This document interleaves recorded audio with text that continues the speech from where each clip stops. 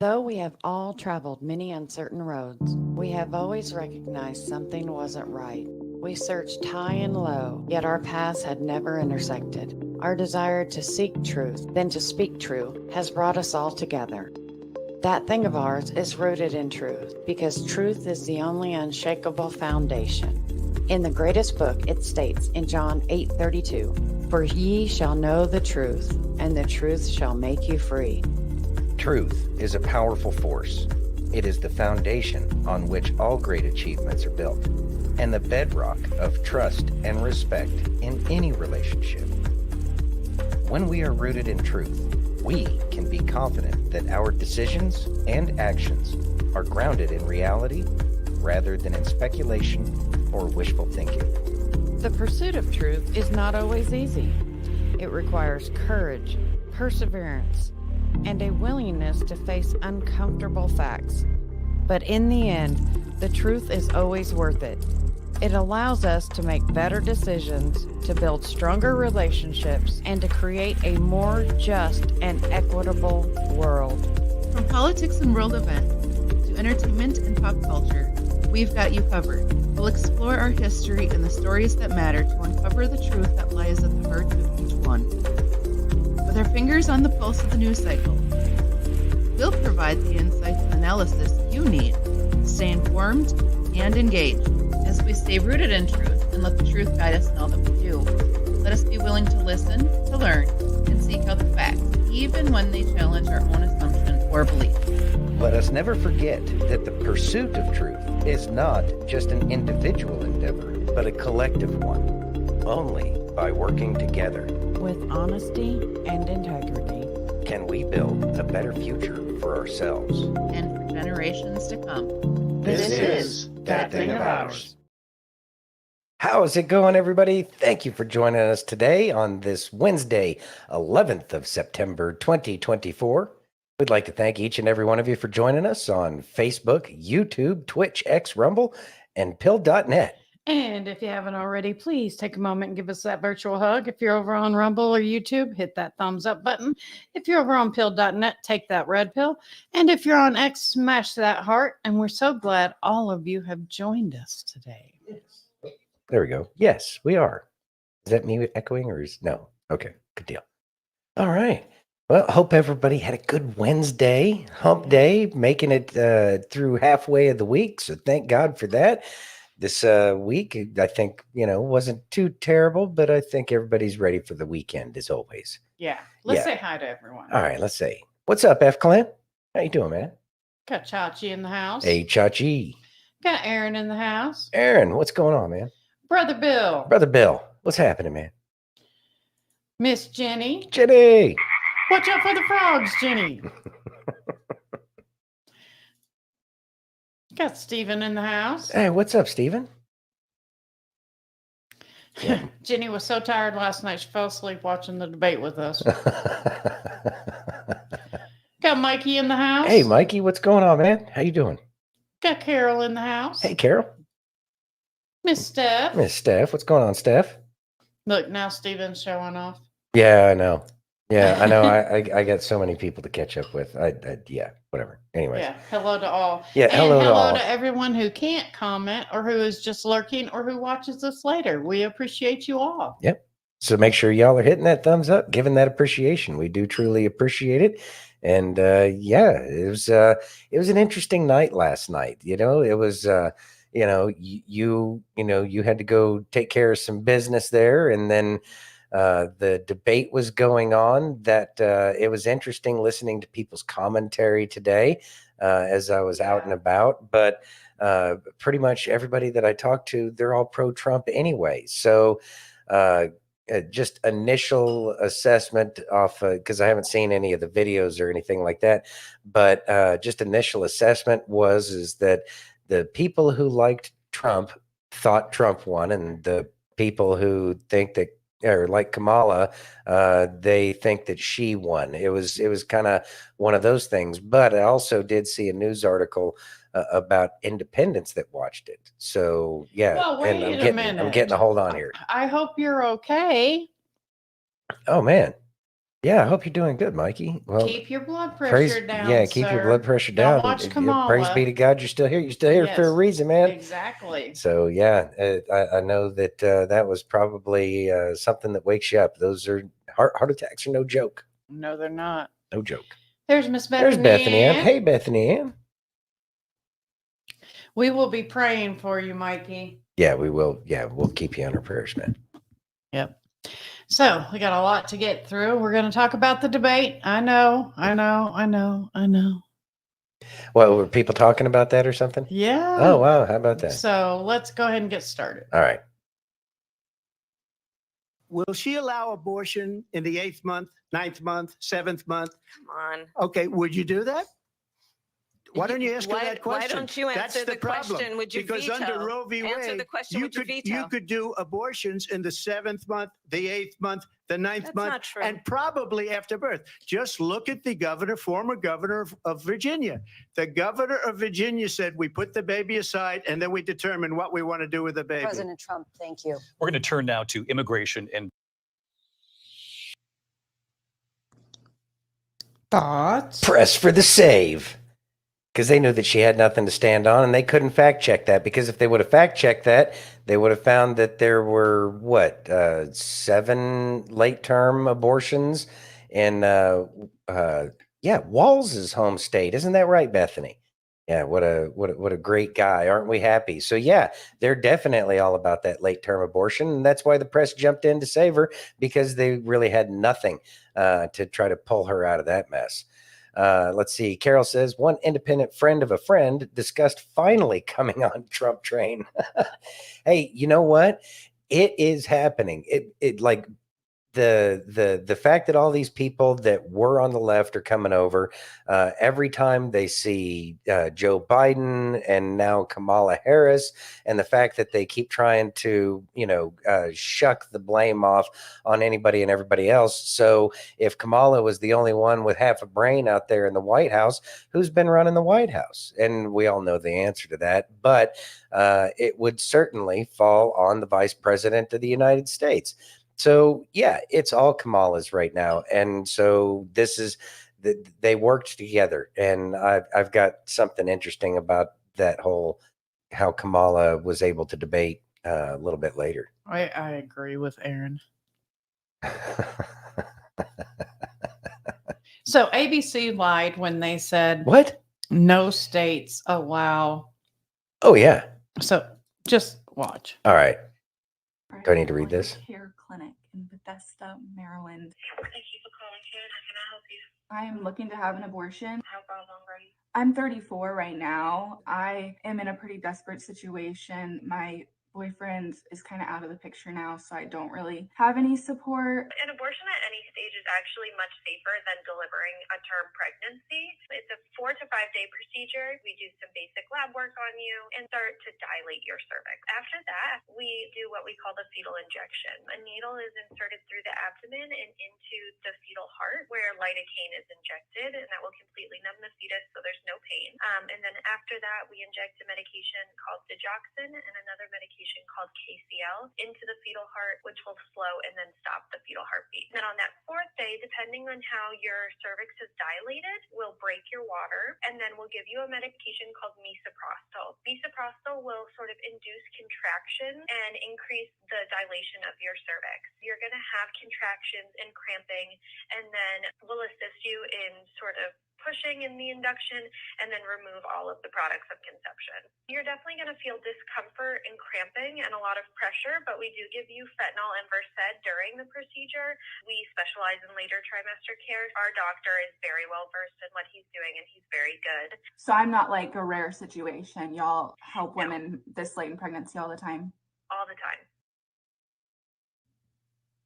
Thoughts? Wow, isn't that interesting? So yeah, late term abortions are a thing still. Apparently, just call and say, you know what, dude's not going to be around. I changed my mind. Yeah. Hey, little lunker. Glad you're hey, here. little lunker. The fentanyl opened my eyes, and I know it's probably it is disgusting, Chachi. She said they give him fentanyl. Mm-hmm. Wow. Okay. Well, I'm sure there's no terrible reason for given a medical grade version of that. No, not at all. So yeah, if people are using that to their own demise, I have a feeling it'd probably make you feel a little bit better about what you just did. It's pretty sad, but we have to see how miserable it really is, how bad it really is. People's eyes need to be opened up. These kinds of calls and these kinds of videos wouldn't have been allowed just a couple of years ago. I know. Right. So now that Roe versus Wade has changed, which is a surprise, and now all of a sudden people are able to communicate. These are more of those kind of, we're telling you without telling you that things are changing. So I'm glad that the video came out. It is absolutely, heart-wrenching, especially how nonchalant it is. But then again, this is what they do for a living. So I guess it is kind of normalized, religion is science and all that. So, I'm glad the video's out there, but I look forward to the day that this kind of stuff ends. All right, Bethany says, so many states still do late term. As someone who was looking into adoption with no available babies, it makes me sad, hurt, close to deranged. Yeah, I understand that. Yeah, I got you, Mikey. It's yeah. It's fucking bullshit. No, there we go. Anyway, with someone who's had 7 miscarriages, it is. So let's go on. All right. President Trump, I'll let you respond. First of all, they bought their chips from Taiwan. We hardly make chips anymore because of philosophies like they have and policies like they have. I don't say her because she has no policy. Everything that she believed 3 years ago and 4 years ago is out the window. She's going to my philosophy now. In fact, I was going to send her a MAGA hat. She's gone to my philosophy. But if she ever got elected, she'd change it. And it will be the end of our country. She's a Marxist. Everybody knows she's a Marxist. Her father's a Marxist professor in economics, and he taught her well. But when you look at what she's done to our country, and when you look at these millions and millions of people that are pouring into our country monthly, where it's, I believe, 21 million people, not the 15 that people say, and I think it's a lot higher than the 21. That's bigger than New York State pouring in. And just look at what they're doing to our country. They're criminals. Many of these people coming in are criminals. And that's bad for our economy, too. You mentioned before, we'll talk about immigration later. Well, bad immigration is the worst thing that can happen to our economy. They have, and she has, destroyed our country with policy that's insane. Almost policy that you'd say. Thoughts? So he truly hammered her there with a whole bunch of facts that she could do nothing about. And she got so mad. She was just shaking her head. She was shaking her head, and the fake smile and all that other jazz that, the politicians do. So that way they can make it look like they've maintained control of their emotions in a situation like that. But Trump was definitely getting under her skin just as much as the three of them that were attacking him were getting under his skin. So it's interesting that even though she had reinforcements, even though she had the ability to try and have it a little bit easier, and it was easier because she did have that support. She did have the backup from the press, as we just saw in that one clip just before. So it's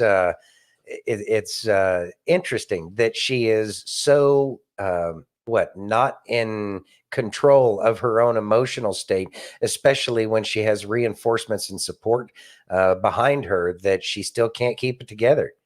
Yeah, Jenny, he did seem like he was a little tired. It seemed like he was good. It seemed to me that he was good, certainly in the beginning. And when he got fired up, he really let it go. But I will say that it was probably, kind of an assault on his energy with, all those people that, he knew were up against him.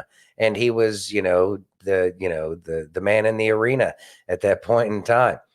So Steph says, what was that look like? Oh, I want to smack her. Yeah, I know. She can make faces. Good job. Whatever. I would be tired too if I had to go through everything Trump has gone through. You know what, Mikey? Boy, you ain't just whistling Dixie there, man.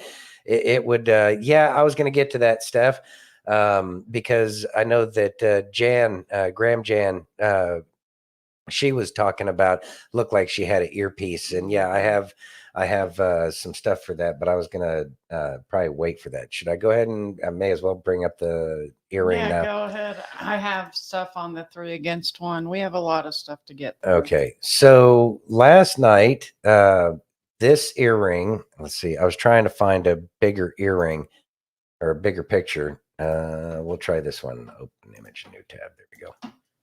All right, share this tab instead. So this is an earring that is based off of this company, Eisbach. It's based out of Germany, and these are their earrings. And that is a close-up of the earring, as you can see right here. And it looks very similar. Now, understanding that the support that she's going to have, they're going to probably have the ability to get to a jeweler, get one of these things and have a jeweler make it look a little bit different, but they're only going to be able to do so much because they can't reinvent the wheel. They're just going to repackage it in something that looks like, it's more of a custom jewelry or something. And I can see that. I can see the similarity there, and that they could reuse the parts inside of it to actually be able to talk to Kamala. And that Obama. would, yeah, and that's who I believe it was. If those are in fact communication device earrings, then I believe that Obama would have been there because of his egotistical nature and being the man behind the curtain in a Wizard of Oz kind of way. I'm going to go ahead and say that yeah, he was the one that was probably listening, giving live reactions, and I would like to rewatch it with that set of eyes looking at it. Aaron says that look on her face in that screenshot looks like she Bidened her britches. Dems cheat. It's what they do. Exactly, Mikey. Sadly, that's what we got. Yeah. You ready? Yes. And let's remember how Donald Trump started. He was a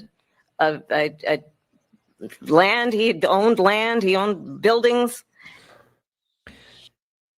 Wow. So articulate. Yeah. He owned buildings. He owned land.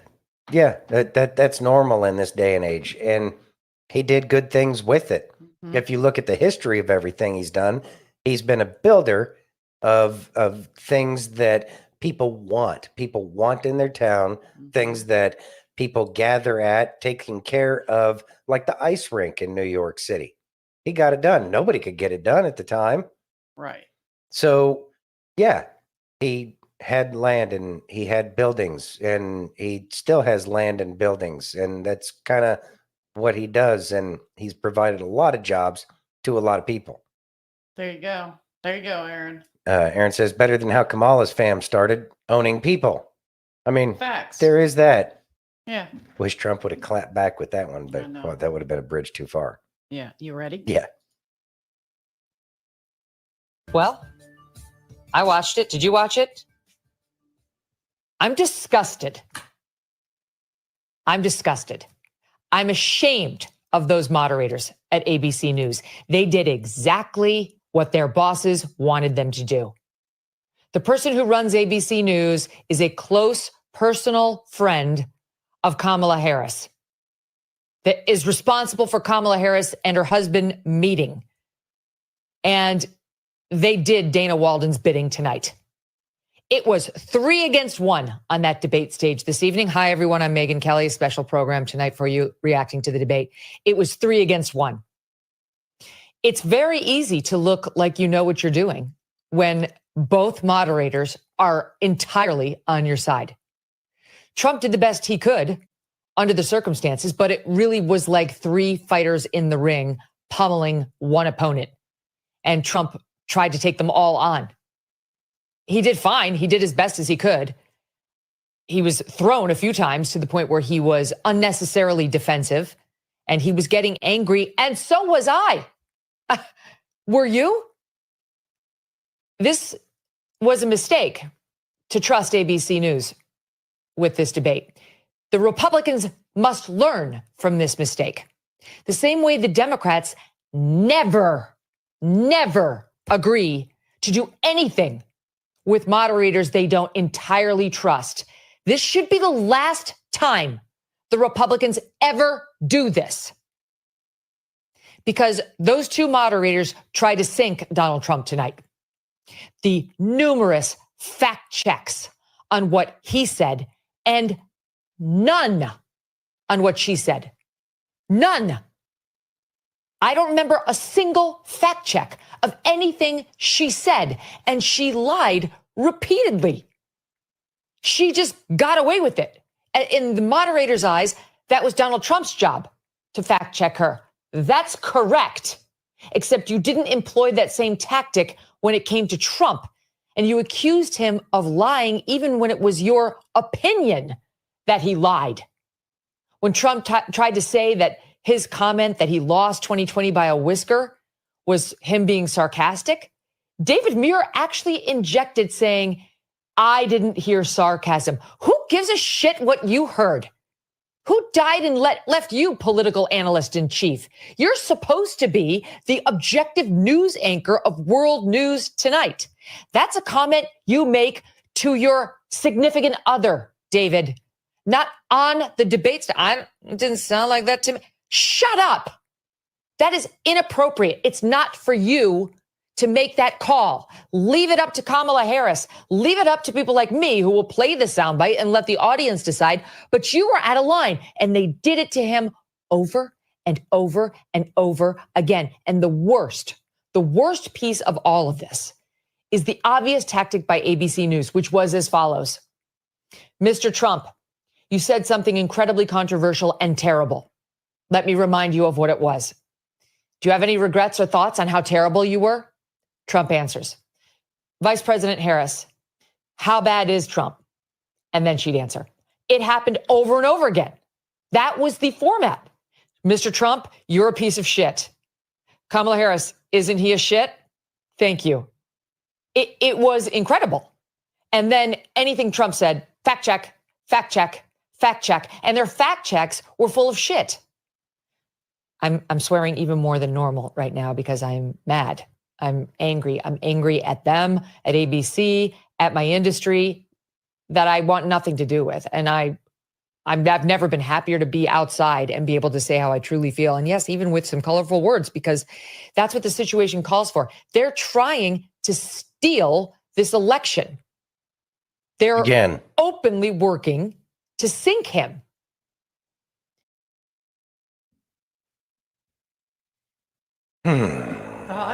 So she laid out the facts right there. That's exactly what it was. Mr. President, you were a terrible human being. What do you have to say for yourself? Kamala, how bad of a human being is President Trump? We all saw that it was not a fair debate. It wasn't a debate. It was one man in the ring trying to tell the truth against three liars that were colluding with each other. That was pretty apparent. I see the comments. Guaranteed. There we go. Bethany said, "Guaranteed the only way Kamala would agree if it was ABC moderated."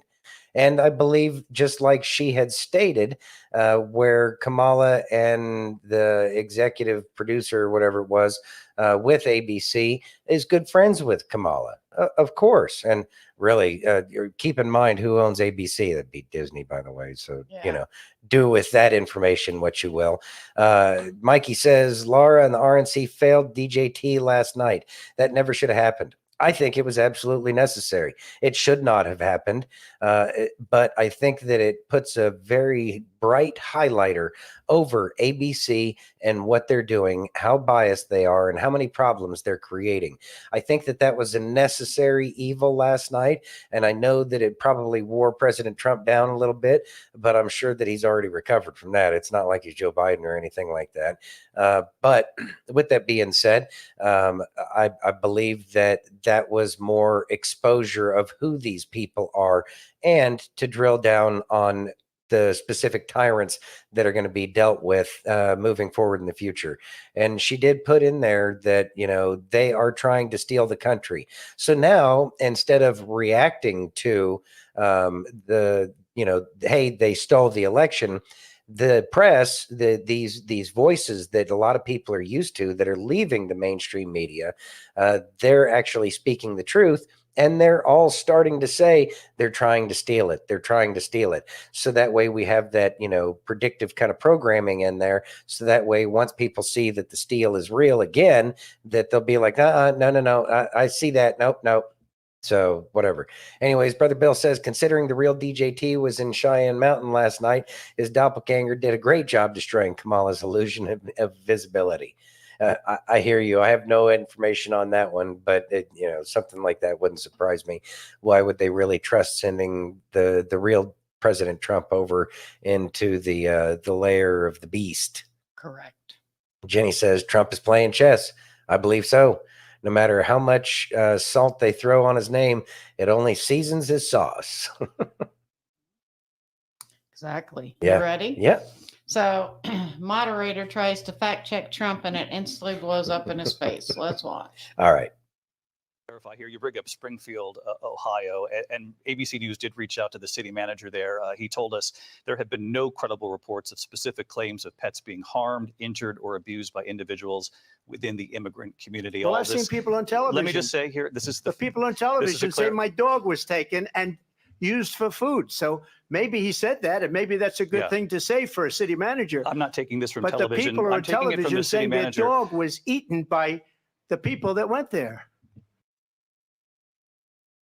Thoughts? So I know that there's a little bit of controversy as to whether or not Trump should have said anything about the people eating the Haitian migrants are eating people's pets.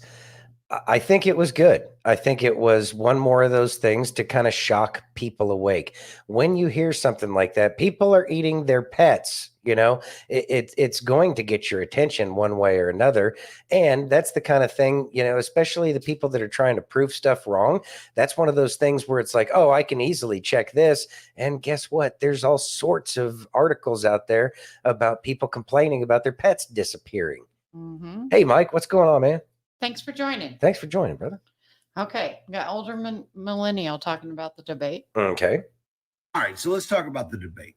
First thing we got to talk about is the greatest own of the night. She was big on defund the police. In Minnesota, she went out. Wait a minute. I'm talking now.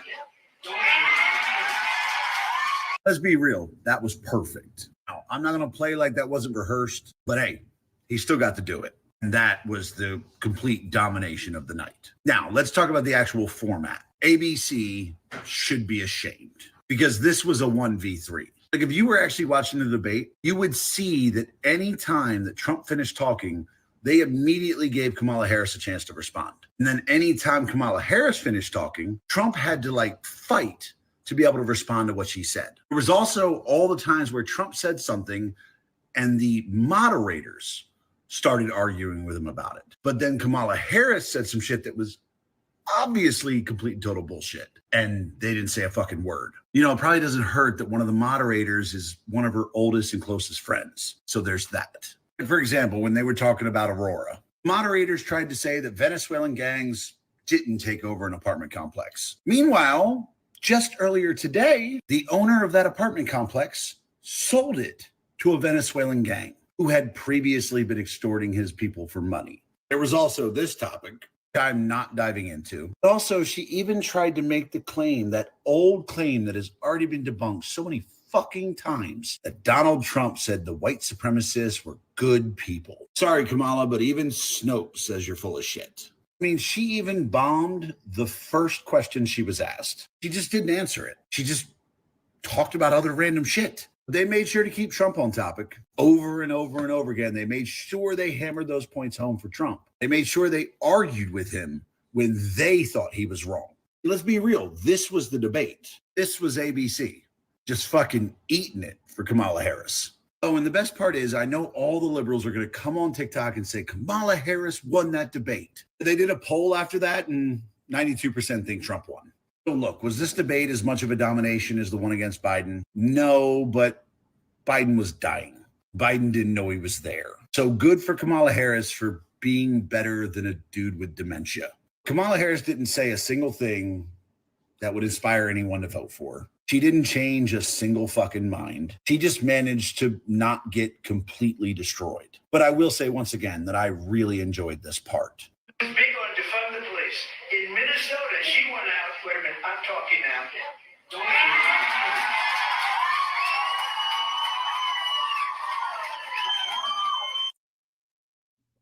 Thoughts? Trump did a good job trolling, and he needed to. He was very good about dealing with the fact that he was actually fighting probably for people because of the earpiece that Kamala had.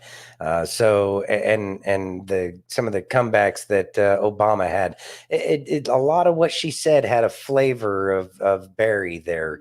I think it was actually 4 versus 1. I have no idea how much legs the ear ring earpiece is going to catch, but I have a feeling that we might hear about that just a little bit more moving forward in the future. Hadn't seen a poll where they said that 92% of people believe that Trump won. I'm curious about the demographics and all the other stuff on that one. But yeah, it's Trump really did go up against the ringer last night, and I think he did a great job. Aaron says Biden's farts have more substance than anything Kamala said last night. Yeah, that's true. Mike says the debate went exactly like I thought it would. Yeah, pretty much. Yeah. Pretty much. You ready? Yeah. I got Preston talking about the debate. All right.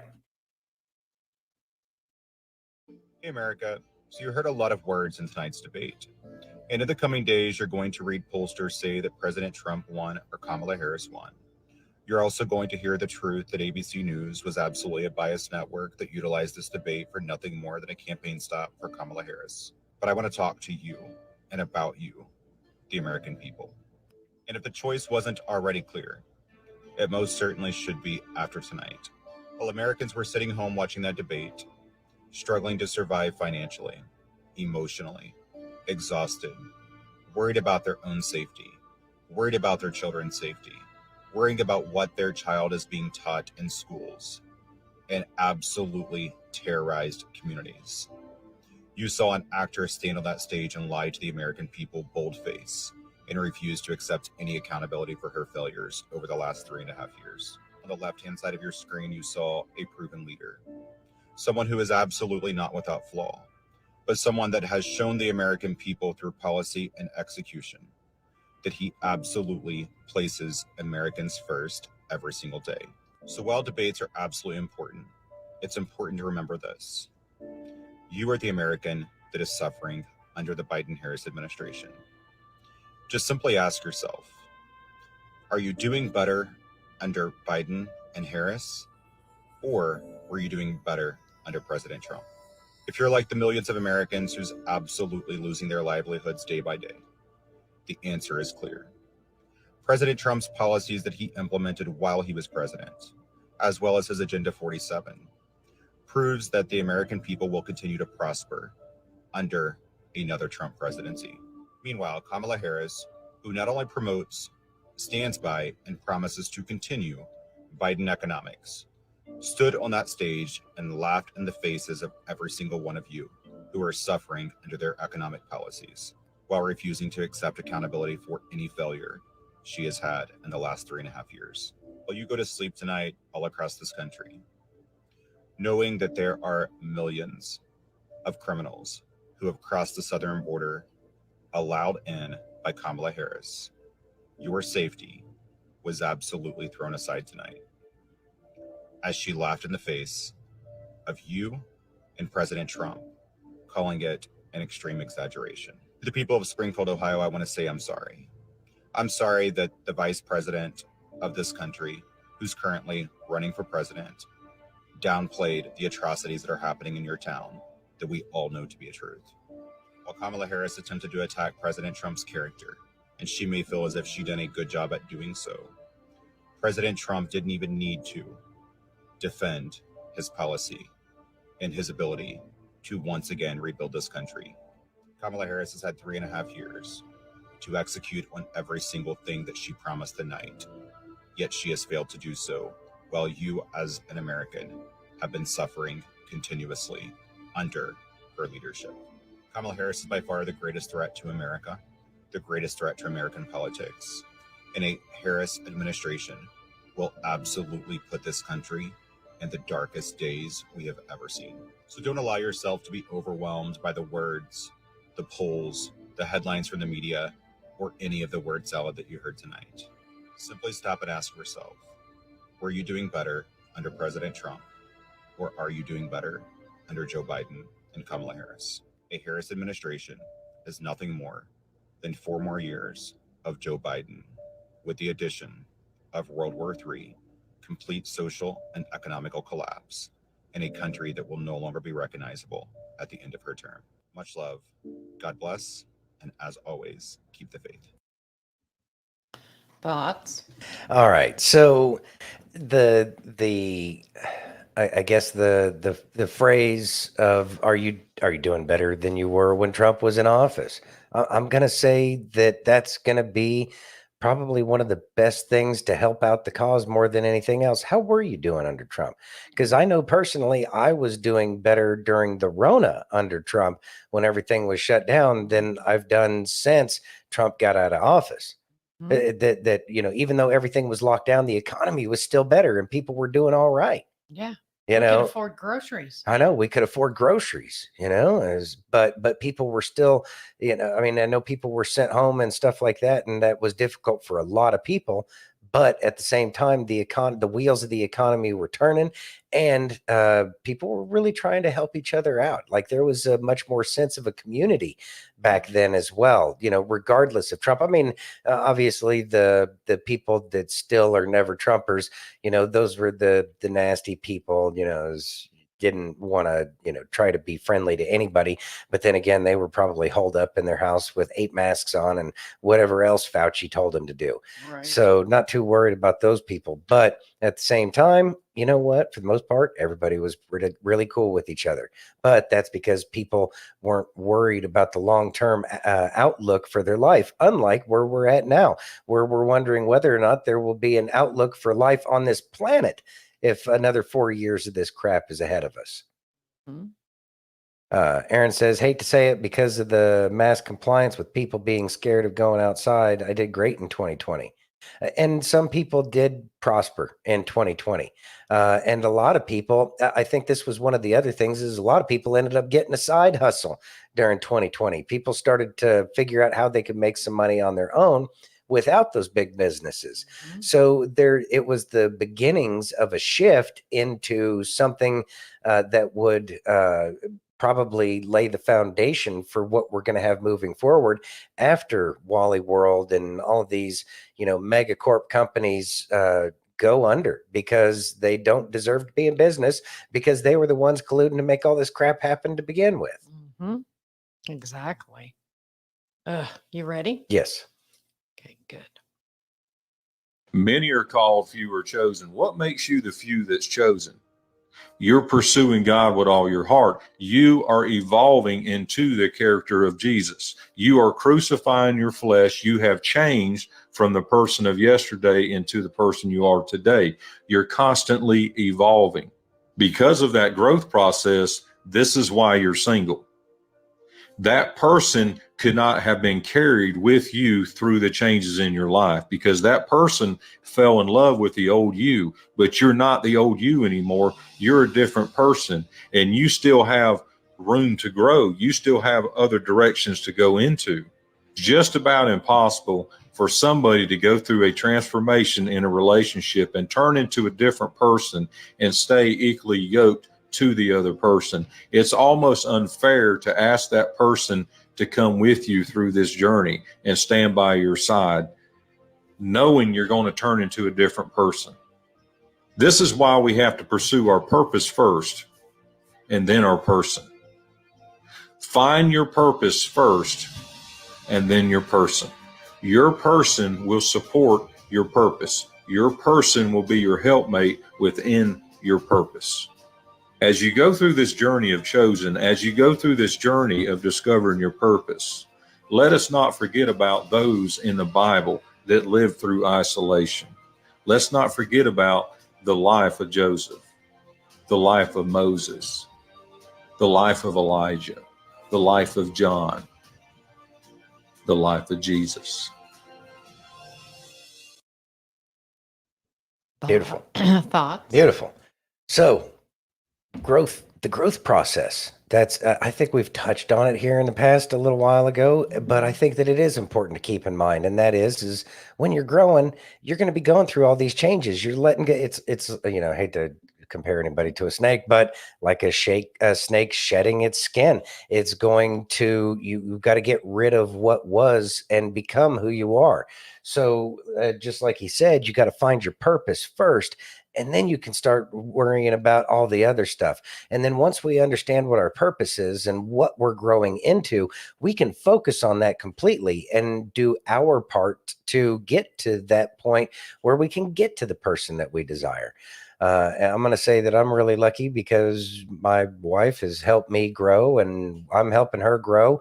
We've been strong enough friends our entire relationship that it's managed to work. And I think that that's been a tremendous help, especially with the amount of changes that we've gone through. I would say that it's been extremely difficult as she's waited for me to grow and I've waited for her to grow. There's a lot of back and forth. And so appreciate the situation that you're in, because trying to grow with somebody else can be a bit of a challenge, especially if they have red hair. Mm-hmm. I know. Hey, Renee. Hey, Renee. Renee says, late to the party. You came in just on time. Let's see. Had two come to me at work today that was appalled at the debate. Got to wake one up to Mockingbird media. Kudos. And the other one to the perversion that will be exposed. What a day. Wow. That is awesome. That is awesome. That's great to hear. And see, I was thinking that any of the fence sitters weren't going to go one way or another, just because it seemed like it was political theater more than anything else, especially for somebody who's absolutely asleep. It's like, it's just more political theater. But I'm happy to see that. And this is, these are a couple of people that we've been hearing about waking up now. That's fantastic. And that's great that people feel comfortable enough to go to you with their changing perspectives and their open mind.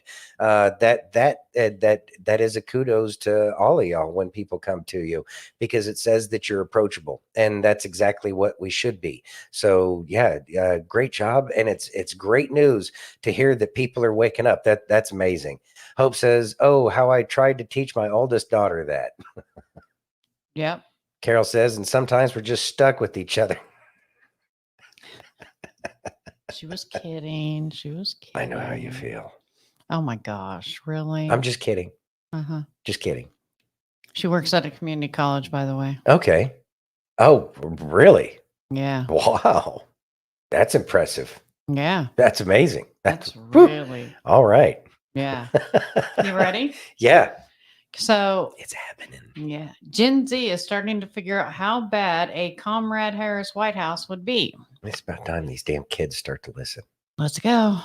Hi, everyone. So hopping on here and wanted to say that I am 110% not a Russian bot. I'm actually Dutch. All opinions are my own. I hate what's happening in our country, and there needs to be a change happening in November. People my age, we really need to be standing up for America and fighting for what we believe in. Kamala Harris is not it. She's a shill. She's a puppet, and she has no opinions or ideas of her own. She's done nothing for this country the last 4 years, and I love how she's pretending like she's going to fix every problem that she helped cause the last 4 years. So not voting for her. We'll be voting for Trump. Anyways, just want to say that. Have a great day, and Trump 2024. Thoughts? So, kids are waking up. How awesome is that? Now, granted, she kind of has that, really squared away look, takes care of herself, has, everything in the right spot. So obviously kids like that are going to be a lot more inclined to be conservative because they're trying to get their life together. So they make sure that, everything's, dress right dress, I guess you could say. So it's nice to hear this. And I know that these kids are going to be talking to their friends, but I'm going to say at the same time that you scared Mike. Oh, my bad, Mike. Oh, it sounded like a mortar. It's just, well, I don't know. It's a sound effect off of the, the interwebs. My bad.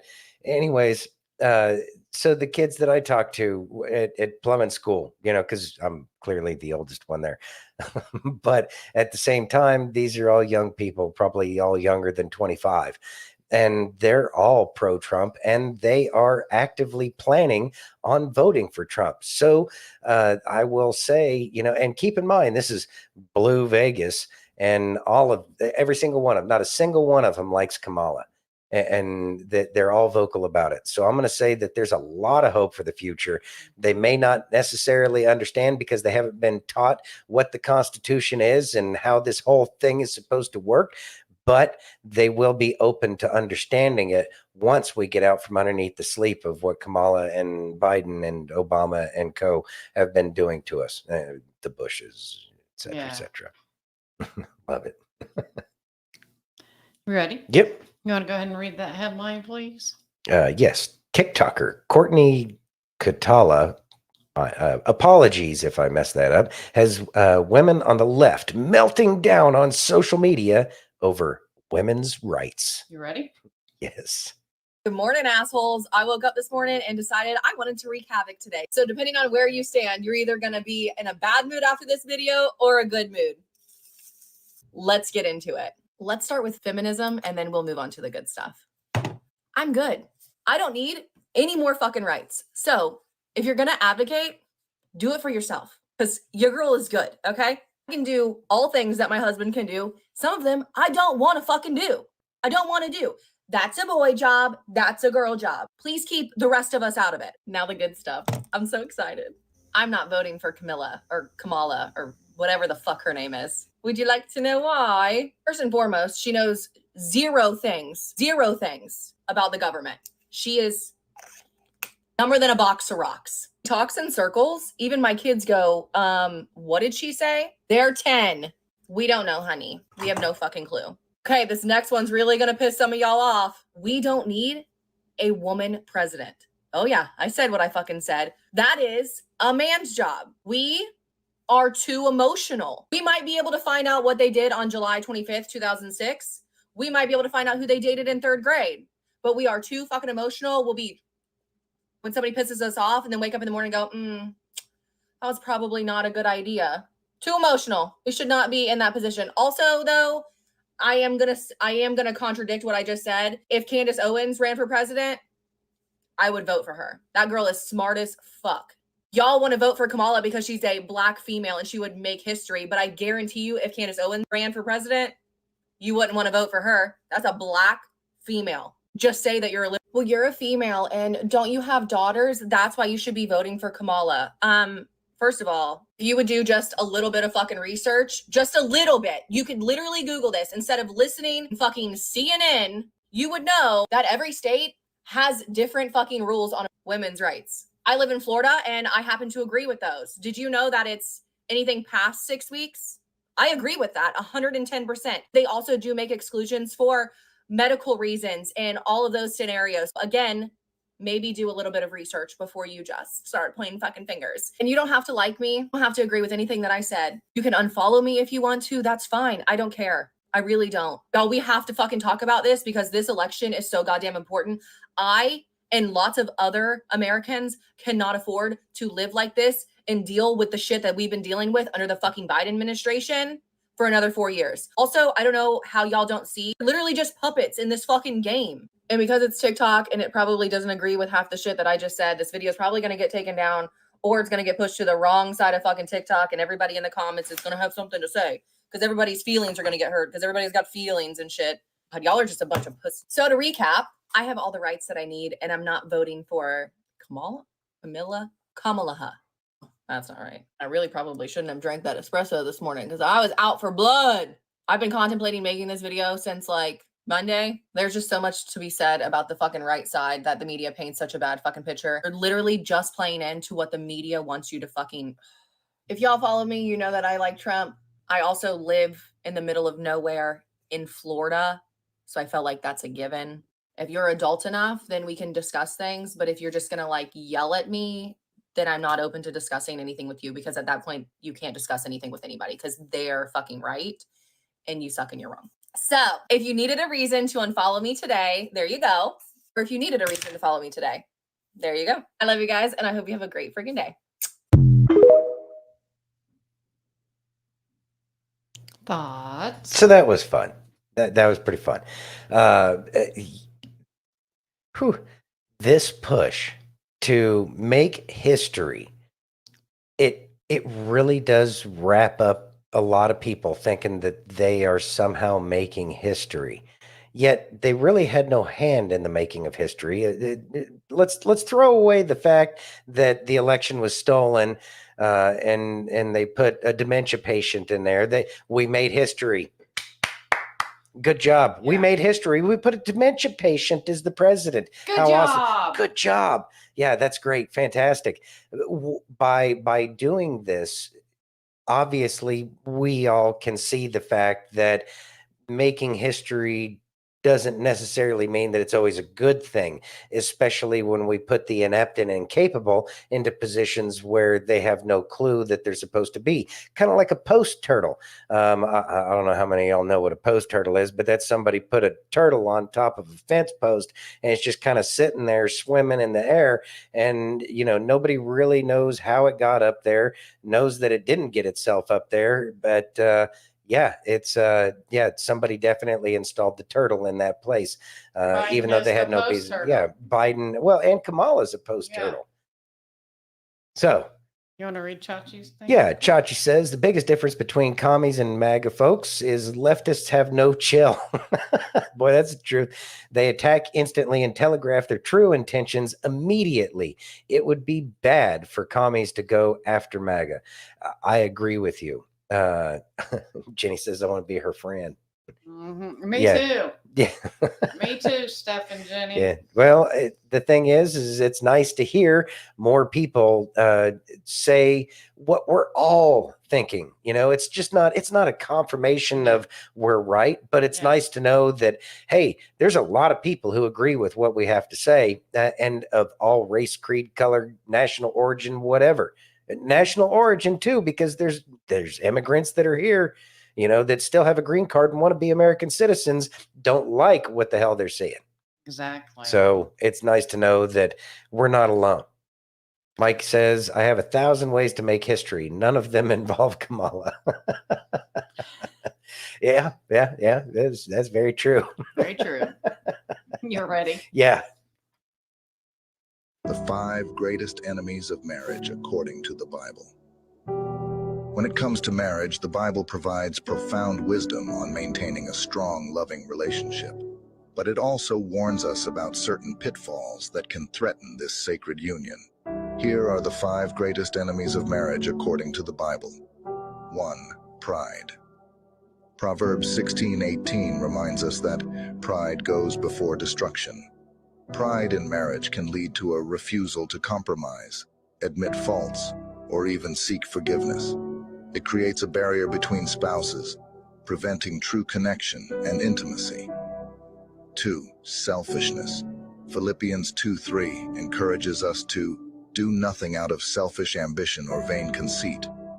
In marriage, selfishness erodes trust and partnership.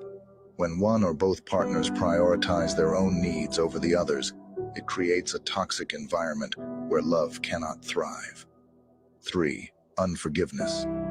Ephesians 4:32 teaches us to be kind and compassionate to one another, forgiving each other, just as in Christ God forgave you.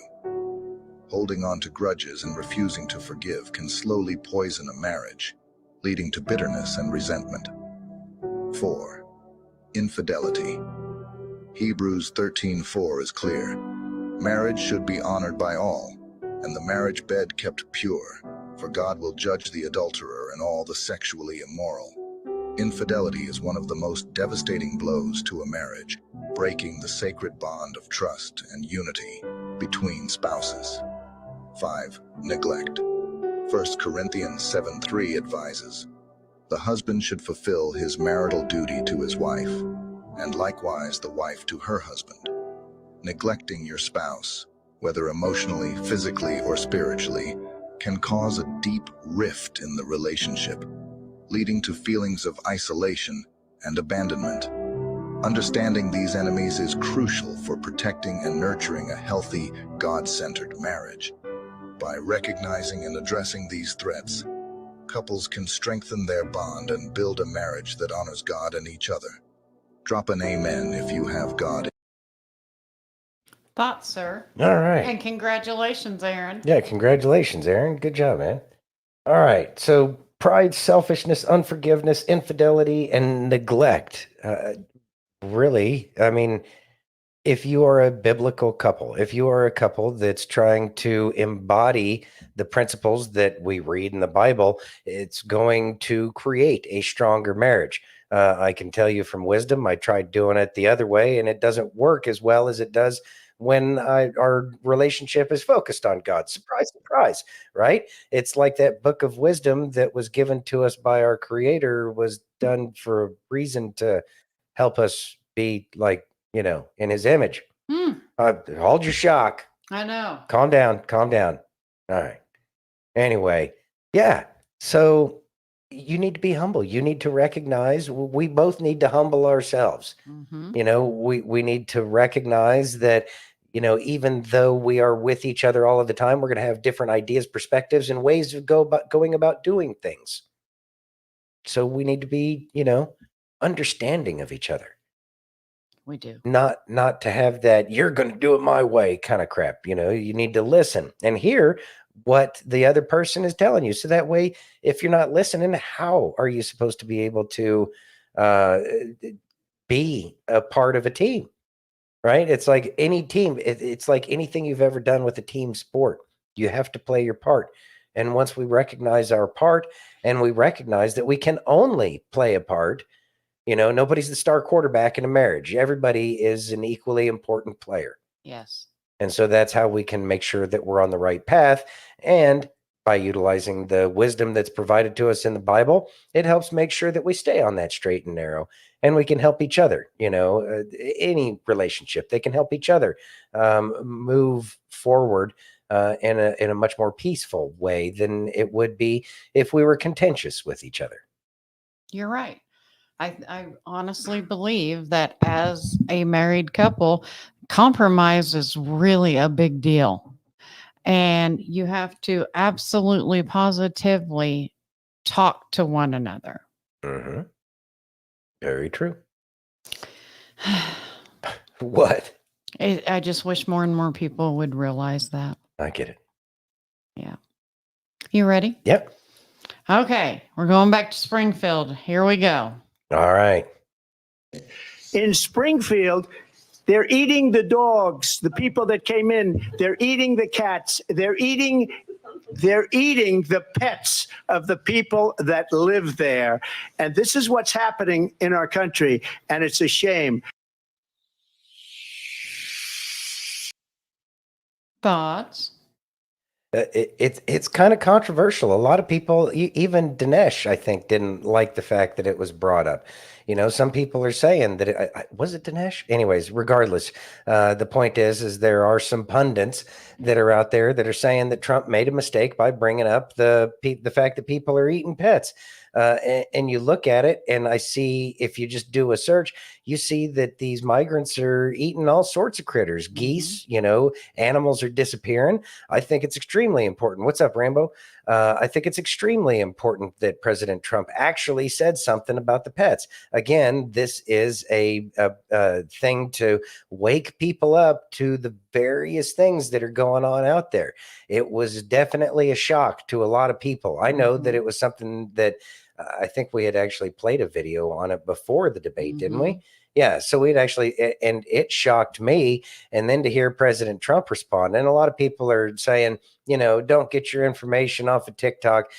But at the same time, I know that President Trump isn't the kind of guy that's going to say, oh, here's a TikTok, and it turns out it's AI. No, the dude's got teams of people, and he's going to be given something that's thoroughly researched, so that way he can make an appropriate decision about how to respond to something that's important to the people of the United States. And I'm going to say that was a very presidential thing that he did, because he did bring awareness to the people.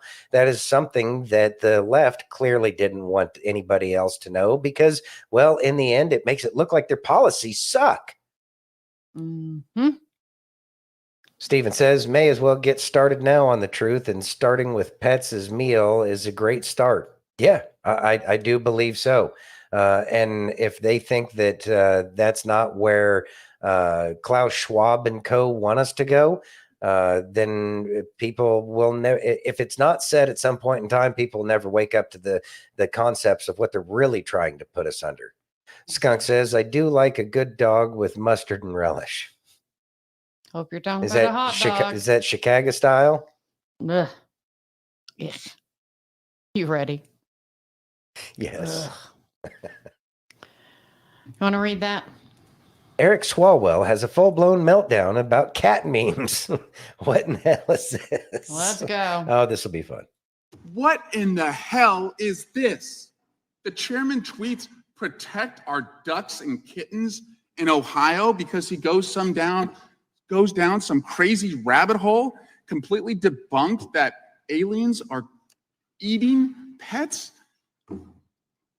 My God, are you okay, Mr. Chairman? Because last year, for a very long time, you tweeted and promoted Kanye West as he was calling for genocide against the Jews, and you kept it up. And now when we have victims coming here, you're tweeting this nonsense. I don't know why you would do this. I hope you're okay. I don't know if the aliens who are eating your ducks are in the room with us right now, but Mr. Chairman, this is a serious issue. These people have loved ones who have been lost, and you tweeted this. Thoughts?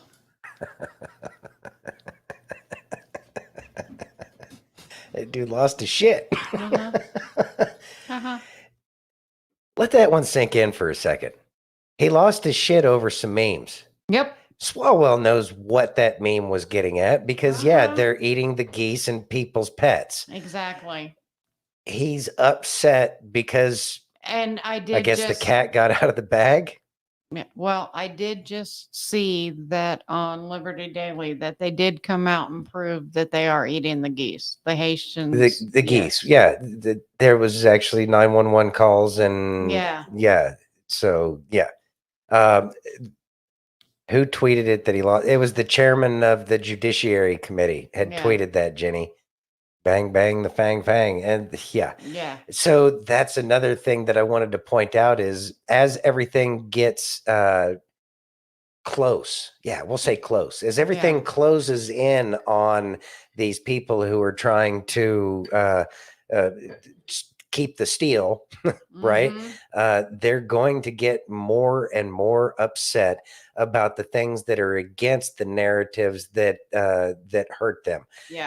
They're going to react more and more poorly, kind of like how I was saying last night. I have a feeling that as everything gets close, I have a feeling that we're going to be getting to the self-unaliving weekend that Q was talking about. Yeah, he can suck it. He is being a snowflake. It's kind of whatever. Rambo says he lost his shit when he farted publicly. Yeah. Swalwell's been Chachi says Swalwell's been compromised and owned by white hats since Fang Fang. He's doing a great job. Yes, yeah, he is definitely, I guess, double compromised. He's definitely double crossed now. Yeah, he is melting like a snowflake, but it's getting really stressful. It's getting stressful for them. Right on hey, time, Jan, ma'am. Thanks for joining us.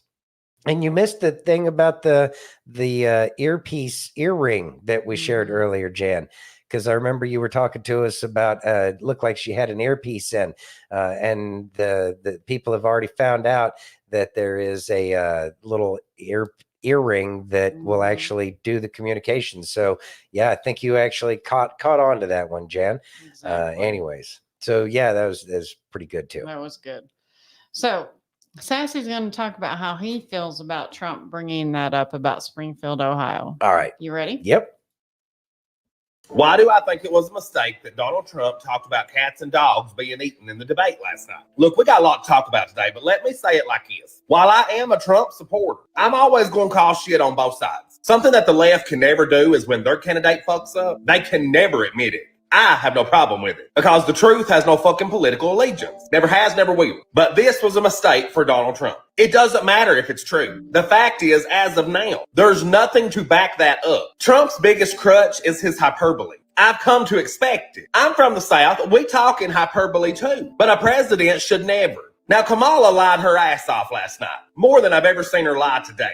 I fact-checked her to hell and back this morning. But Trump should have waited before talking about stuff he has nothing to stand on yet. TikTok videos are not evidence. Facebook posts are not evidence. Until an official statement is made, it's going to be a rumor. That's just how life works. He should have played it smarter. Because now he looks like Cruella DeVille's husband. The puppies, they're eating the puppies. It just wasn't wise. What Trump should have been talking about in terms of illegal immigration is things that we know are a fact. The crimes that have rocked this country. Laken Riley's murder. The nursing student that Joe Biden couldn't even get her name right. Democrats could have cared less. Rachel Marine, the mother of 5 from Maryland, murdered by the Salvadorian, brutally, just like Laken, that 13-year-old girl in New York, who was essayed by the illegal Ecuadorian, who filmed the entire act. The 12-year-old from Houston that's real big right now, Jocelyn, by them 2 fucks from Venezuela, who did horrific things to this little girl. One of them released just 3 weeks before it happened. I could go on and literally on.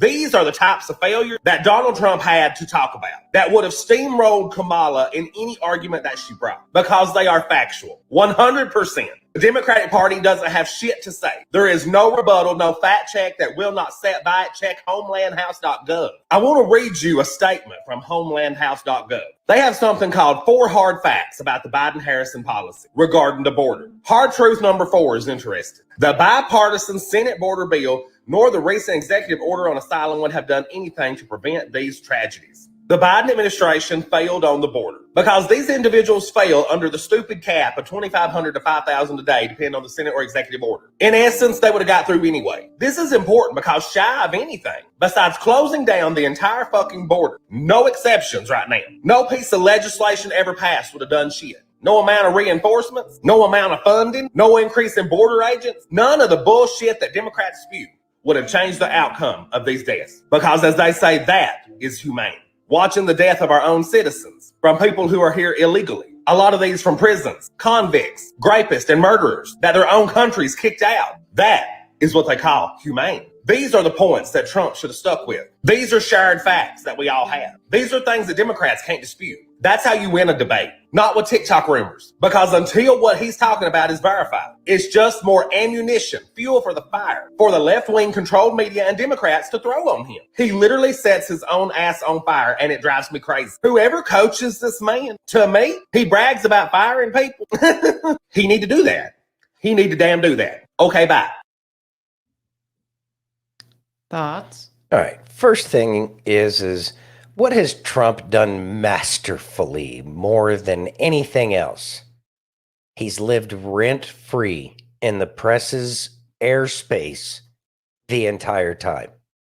So why would it be a surprise that President Trump would say something that's going to get people's attention that they're going to talk about? And even though they're going to mock President Trump, he has used that time and time and time again to bring people to the truth. These are he puts others in the spotlight. And by talking about something that people just don't talk about, it forces a conversation between people. You know, the left, can you believe Trump said that they're eating people's dogs? Exactly. Did you see like the news articles that actually talk about it? See, it forces the conversation. So again, kudos to President Trump because he's playing these people like a fiddle. He knows how to do it. They think they've gotten smarter, but he's always just seems to be one step ahead, doesn't he? That's because, and look, Sassy, I get it. You know, you've got great analysis most of the time, but I'm going to say on this one, I think that the precedent that President Trump has set explains why he talked about the dogs and cats and the geese and everything disappearing around these migrants. And you're correct. They didn't come in like through the border. They, were like saved and probably came in by a plane, as if they're not all getting planed in anymore. Because God forbid you'd make these people want to go through the hassle of having to walk across the border and find their way around the fence. Exactly. But anyways, yeah, they are being brought in, but it also only highlights all of the problems that is with our immigration process. Yeah. Hope says, I believe God will use every word he spoke last night and will use her words to draw people to research for themselves. I agree. I believe that that's exactly that's what got all of us here Exactly. for the most part. Right. And so if it ain't broke, don't fix it. If it's making people start asking questions, then by all means, keep doing it. Stephen says, wait till they learn what's being sacrificed. Yeah, I know. But I guess we got to start with the pets as food Baby first. steps. Yeah, baby steps. Lack of a better word. Anyways, Jan says he always brings up things because it causes awareness, then it becomes true. I don't think he would have said it if he didn't know for sure. Exactly. Trump is not the kind of guy that's going to go off of some kind of, one of my assistants heard it on TikTok. I can tell you which candidate is doing that, but I give you two guesses, and the first one doesn't count. Yeah, exactly. Rambo says, I drove a trash truck for 10 years. Chinese restaurants, 2 out of 3 don't have raw garbage. How? Why don't Chinese restaurants ever go bankrupt? Exactly. Have you ever seen an advertisement for a Chinese restaurant? Nope. Weird. Exactly. Guess where we don't eat. I know. Ready? Yeah. Last night was the first time I heard about them eating dogs, though. Really? All right. They are priceless, Mike. They really are. Cat memes are amazing. I mean, why else would we have the internet if it wasn't for cats? Remember theatrics? Well, I missed that. Let's see. Steph says, well, I seen the video with the police with the cat being eaten. I don't know how much more proof you need. That and the police officer was talking about it, asking her if the cat really, I guess, if it really was her cat or something. Mm-hmm. Then Esto Perpetua. Hello, new friend. Thanks for joining us. An underlying point is that Haitians have different culture, and this is part of it. People might dig into Haiti. I agree with you. I know that Haiti is that way now. I don't know if it's part of their culture so much as the fact that the Haitians have been screwed for I don't know how long, and they're doing whatever they can to survive. That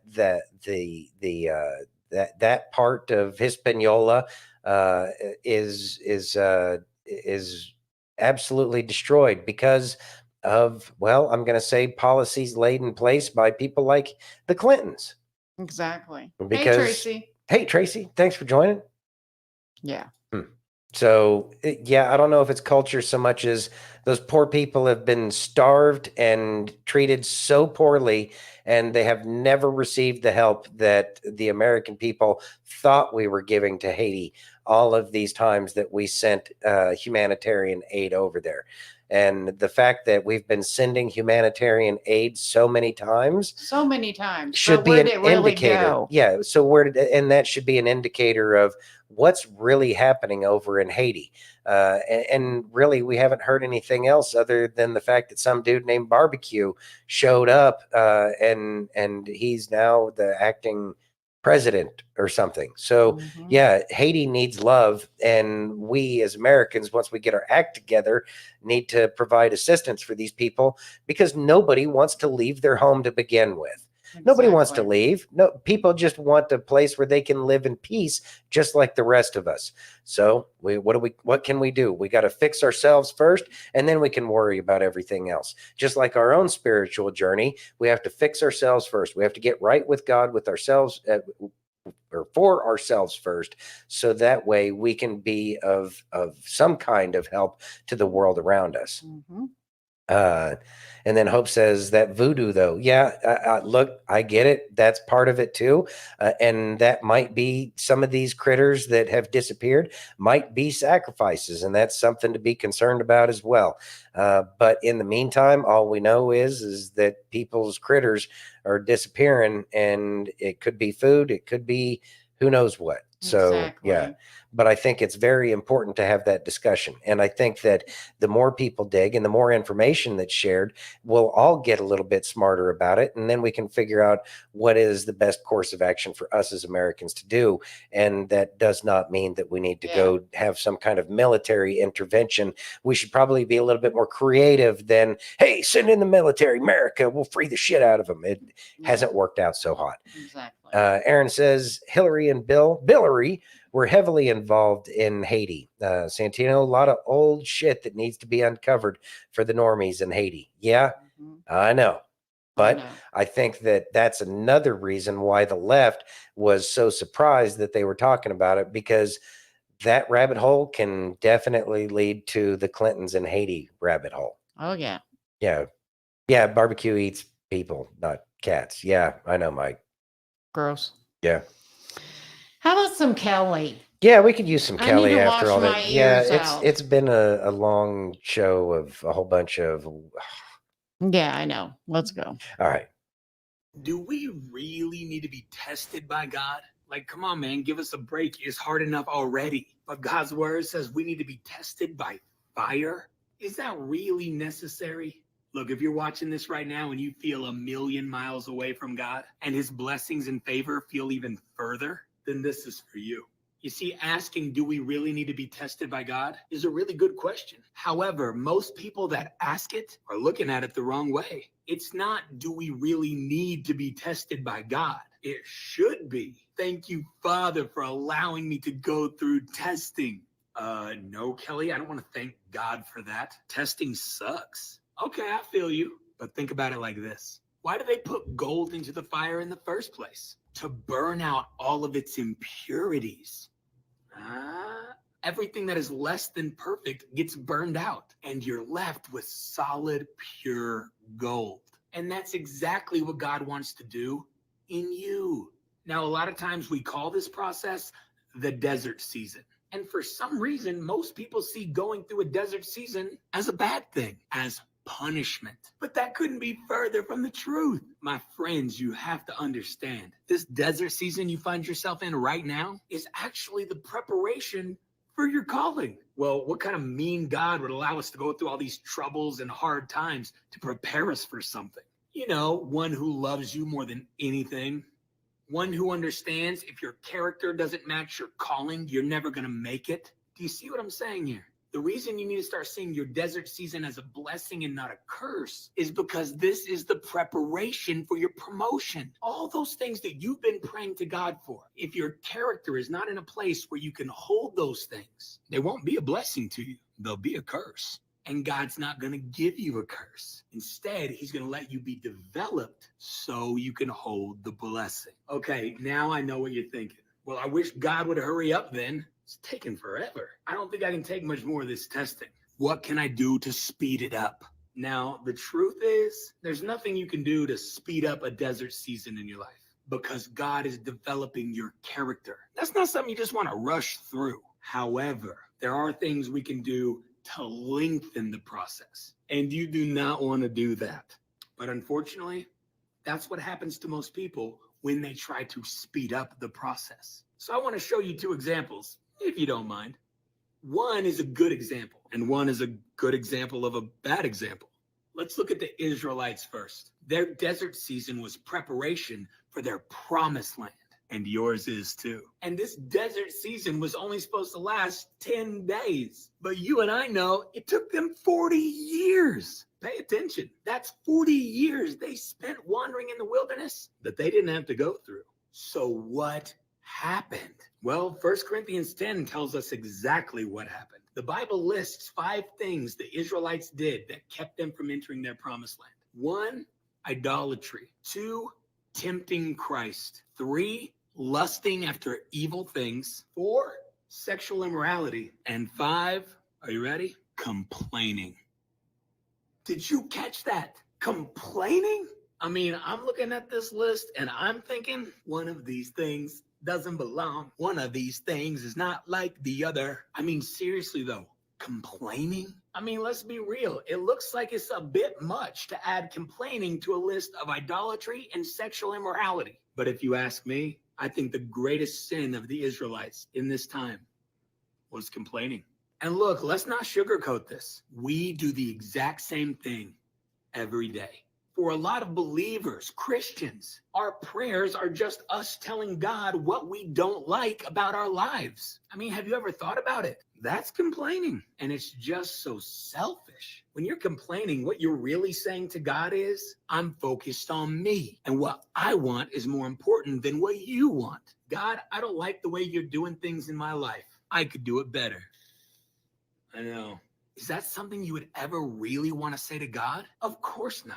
This is why the Bible tells us, do all things without arguing or complaining. The Bible teaches us to seek his kingdom and his righteousness. But when we spend all our time complaining, it's because we're focused on building our kingdom. Look, there's nothing wrong with talking to God about the situation you're in, but constantly complaining about it or asking God to remove you or to change it to your specifications, that's essentially a slap in the face to the Creator. He knows what you're lacking. He knows what you need to enter your promised land. He knows, and he's trying to help you. Maybe you find yourself in the middle of a desert season right now. Don't get mad and start complaining. Get really glad, because this is the preparation for your promotion. All right, now let me show you a good example of how this should work. Remember the story of Joseph, the dude with the custom, one-of-a-kind, dope, colorful jacket? His story is hands down the best example of exactly how this should work. God gives Joseph a dream, a calling, a promise,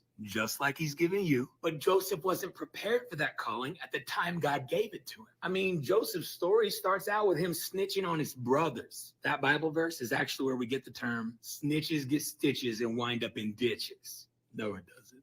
Look, his character was not prepared to hold the blessing that God had promised him. The promise was his. It was always going to be his, and so is yours. But he had to go through testing first. He gets thrown into a pit. He gets sold as a slave. He gets falsely accused of sleeping with his boss's wife, but never once did he complain. The Bible says he kept the promises of God on the front of his mind the whole time. And everything God told him came true because he allowed God to develop his character during the desert season. He didn't get mad at God and say, your promises aren't real. You're not a man of your word. I could have done this way differently, God. You see, the Israelites never saw their promised land because all they did was complain. The reason complaining keeps you in the wilderness is because whatever you focus on becomes the greatest thing to you. Constant complaining means your issues and struggles are constantly on your mind, thus making them all you can see. However, when we shift our focus back to God, we start to remember, oh yeah, God is allowing me to go through this because he has something better for me on the other side. Oh, I trust you, Father. Whatever you need me to go through, I know you're going through it with me. This is just the preparation for my elevation. You do see the difference, right? Now you're giving God access to work in your life, trusting him through the process. And I don't think it's any coincidence at all that as soon as you start to focus on God in the wilderness, that's normally when you find yourself on the way out. So let me encourage you today. I may not know what you're in the middle of right now, but I do know this. It's preparation for your purpose. And that is a gift. Now it's time for you to start seeing it that way. Trust God through this process. He loves you more than anything. Don't delay the promises of God that he's spoken over your life by complaining. Trust him and praise him through it. It is 100% worth it in the end. I can promise you that. And think about that for a minute. Thoughts? Kelly's awesome. All right. So he like it was a nice journey as to what he took us through. And it was about embracing what we're going through and how to do it, and recognizing that these tests or trials or challenges that we're going through is to improve us, to make us better, to remove the dross from the metal as you're trying to purify it. You take all the slag out of it and you get a much more pure product. And that's spoken of in the Bible. You know, it's the God. Oh, geez, I forgot the name of it. What my About mind purifying the metal. the refiner's The fire. refiner's fire. Thank you very much. Oh my God, I Mhm. forgot. Yeah, the story of the refiner's fire. That's what it is. It is the refiner's fire. So we go through these difficulties, and of course we want to complain. It's like, oh, this sucks. I don't want to go through this. Why does this blah blah blah blah blah? It starts sounding like Yosemite Sam, right?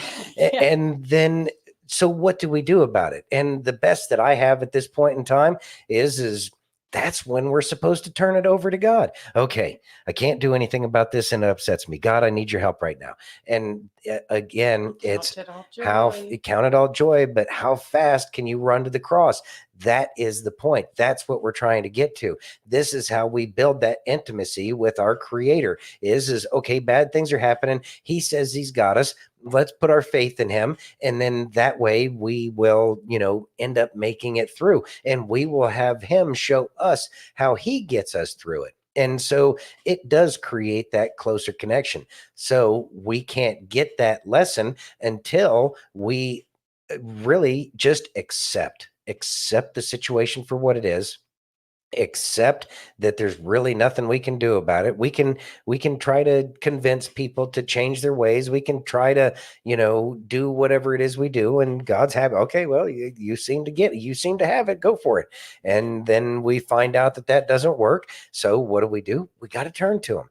So when things are sucking, that's when we're supposed to be turning to him. How fast can you run to the cross? How fast can you run to the cross? There you go. Sometimes it's not easy, No, it's never easy.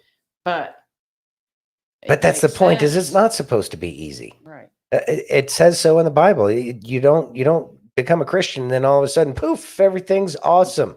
Nope. No. Doesn't work like that. Does not work like that. Nope. All right.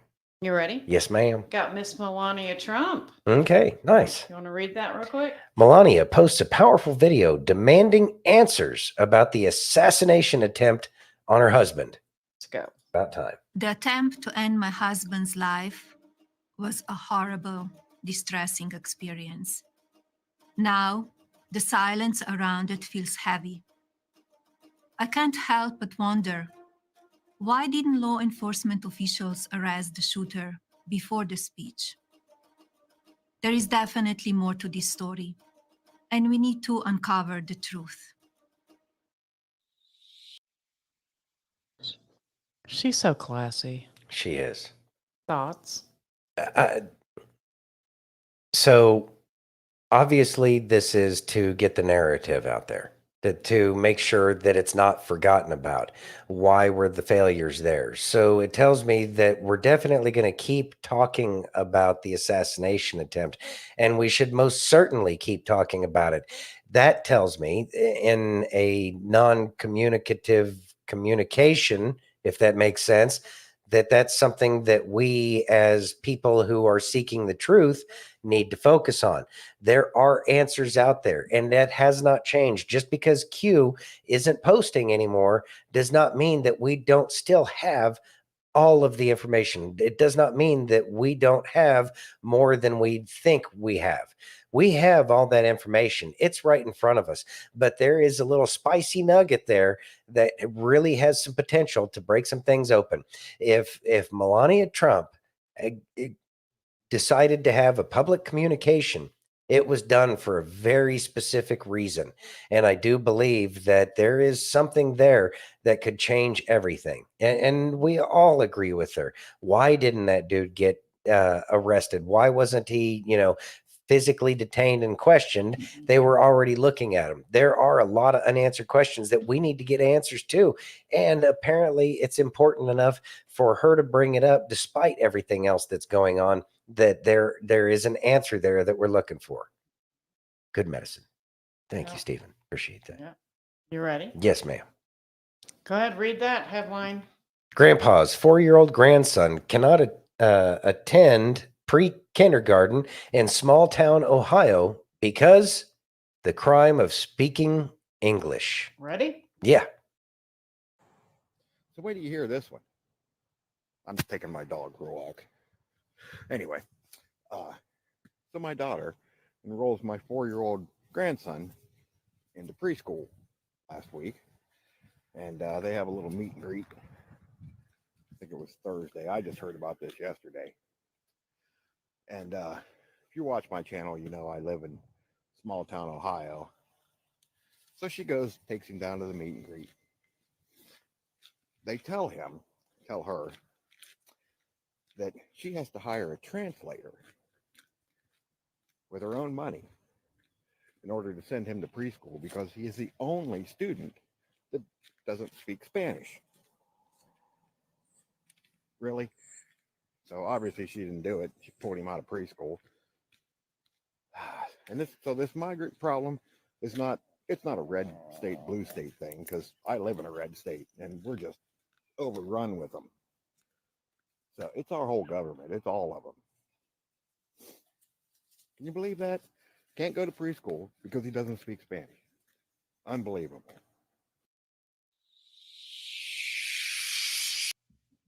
What's up, Ghost Pepper? Thoughts? So, okay, let's see. How do I start this? Why do I people... think Jenny's got it for you. Yeah, WTF. I agree. My question is why isn't there more of a mass exodus out of the public education system? Why is that not happening? Why are people surprised that these public institutions of education, of lower education, aren't like being supportive of the American people? They haven't been teaching these kids for decades now about the Constitution, and then we're surprised that these people aren't going to, let a kid in because he only speaks English. As far as I understand, you have to speak English here in the United States because our founding documents are written in it. And if you can't read the Declaration of Independence and the Constitution and the Federalist Papers, then what good are you as a citizen? Exactly. You should at least be able to read them.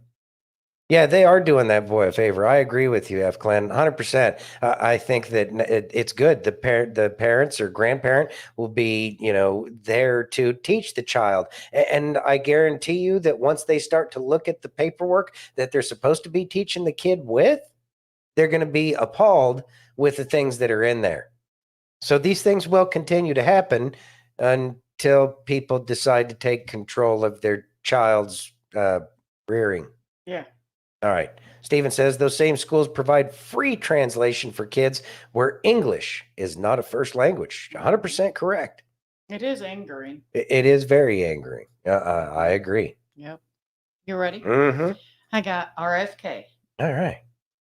37 hours after he took the oath of office, opened up a portal, ordered the social media companies, Facebook, Instagram, YouTube, Twitter, to begin censoring his political critics on medical information, but also criticism of the Ukraine war. The Biden White House turned over to the FBI to manage. The FBI then invited the CIA, CISA, the DHS, the IRS, which I don't know what they were censoring, and NIH, CDC, and FDA to participate in this censorship project. We're watching the transformation of the free world into a totalitarian system. How do we stop that? As much as we can point our finger at the government and its overreach of working with corporations and working through backdoor government regulation and backdoor action to suppress and silence speech, that only works if you have a population that is willing to comply. Thoughts, sir? Compliance. Mm-hmm. We don't have to comply. Exactly. We don't have to comply with unconstitutional laws. It's a Or law. mandates. Well, yeah, a mandate's not a law, and you tell them to go stick it where the sun don't shine with your mandate. Because, man, This ain't the date for that. I can tell you right now. Exactly. So, compliance. There's literally, like, in the Constitution that, if it's repugnant to the Constitution, then it's null and void. And we need to remember that. But we have been, this is part of the indoctrination that we've been going through. This is why they don't want people to recognize that, because it's easy to say that is unconstitutional. I do not have to comply. As a matter of fact, you must start to comply with the Constitution, because that is what puts you in that position of power. But I can tell you that position of power, it has no power if it's not backed by the Constitution of these United States, or the state constitution with which you're in. Plain and simple. But we're getting there. We're getting there. You try to pull that, and I'm sure that there will be some pushback, and you can expect to be, next door neighbors with one of the J6ers. And so obviously we need to be a little bit more careful about the way we go about saying these kinds of things. But that's because we've fallen so far away from understanding and applying the rights as we have. Mm-hmm. We need to understand our rights and our liberties, and we need to hold true to those. And this is why people used to just not take any shit from anybody. Back when we were all kids, it was a lot different, and there was a lot more hostility in the world. But I think that's because they understood a lot more than we did as to what was happening to us behind the scenes. Mm-hmm. Thank you, Steve. Thank you, Mike. We are getting there. Mm-hmm. And I do believe we're getting there. Yep. It's quiet, and it may not be in our face, but if you pay attention to the small things going on in the background, you can certainly tell that it is changing, and we are getting there closer and closer each and every day. You ready? Yes. I got Trump talking about Elon. All right. Elon Musk, who has given me his complete and total endorsement. That's nice. Smart guy. He knows what he's doing. It's very, very much appreciated. I will create a government efficiency commission tasked with conducting a complete financial and performance audit of the entire federal government and making recommendations for drastic reforms. We need to do it. Can't go on the way we are now.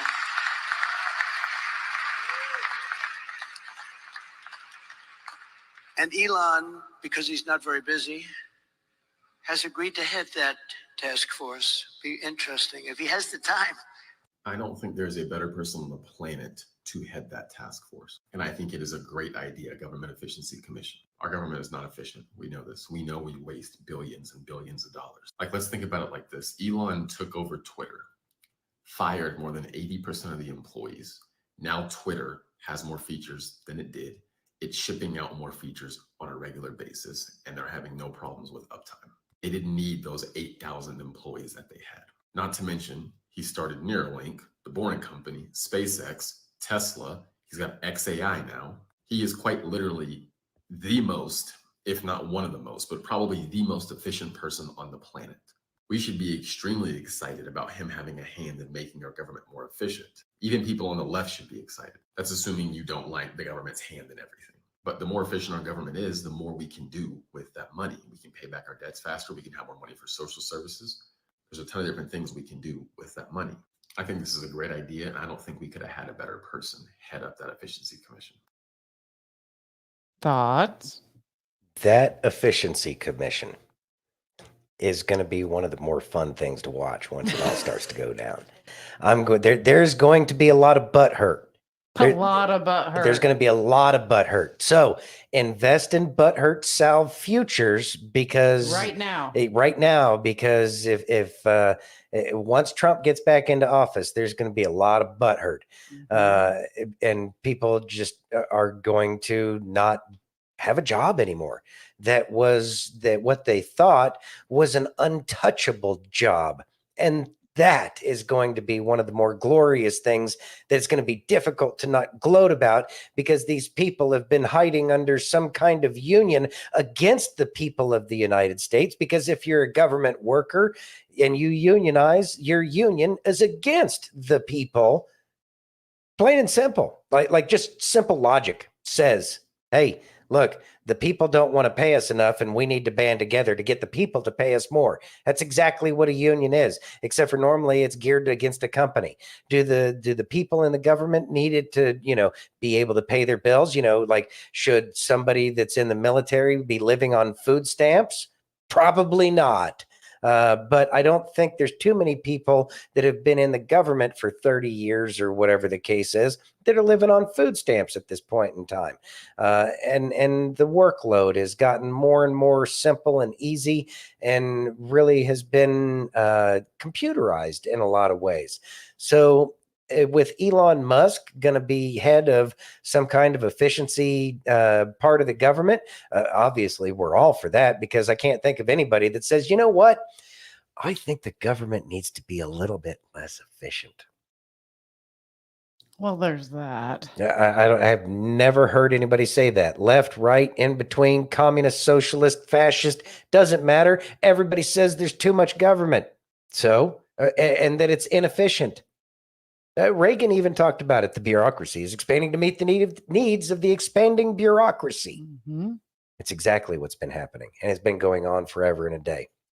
So probably right time to go ahead and clean house. I look forward to that.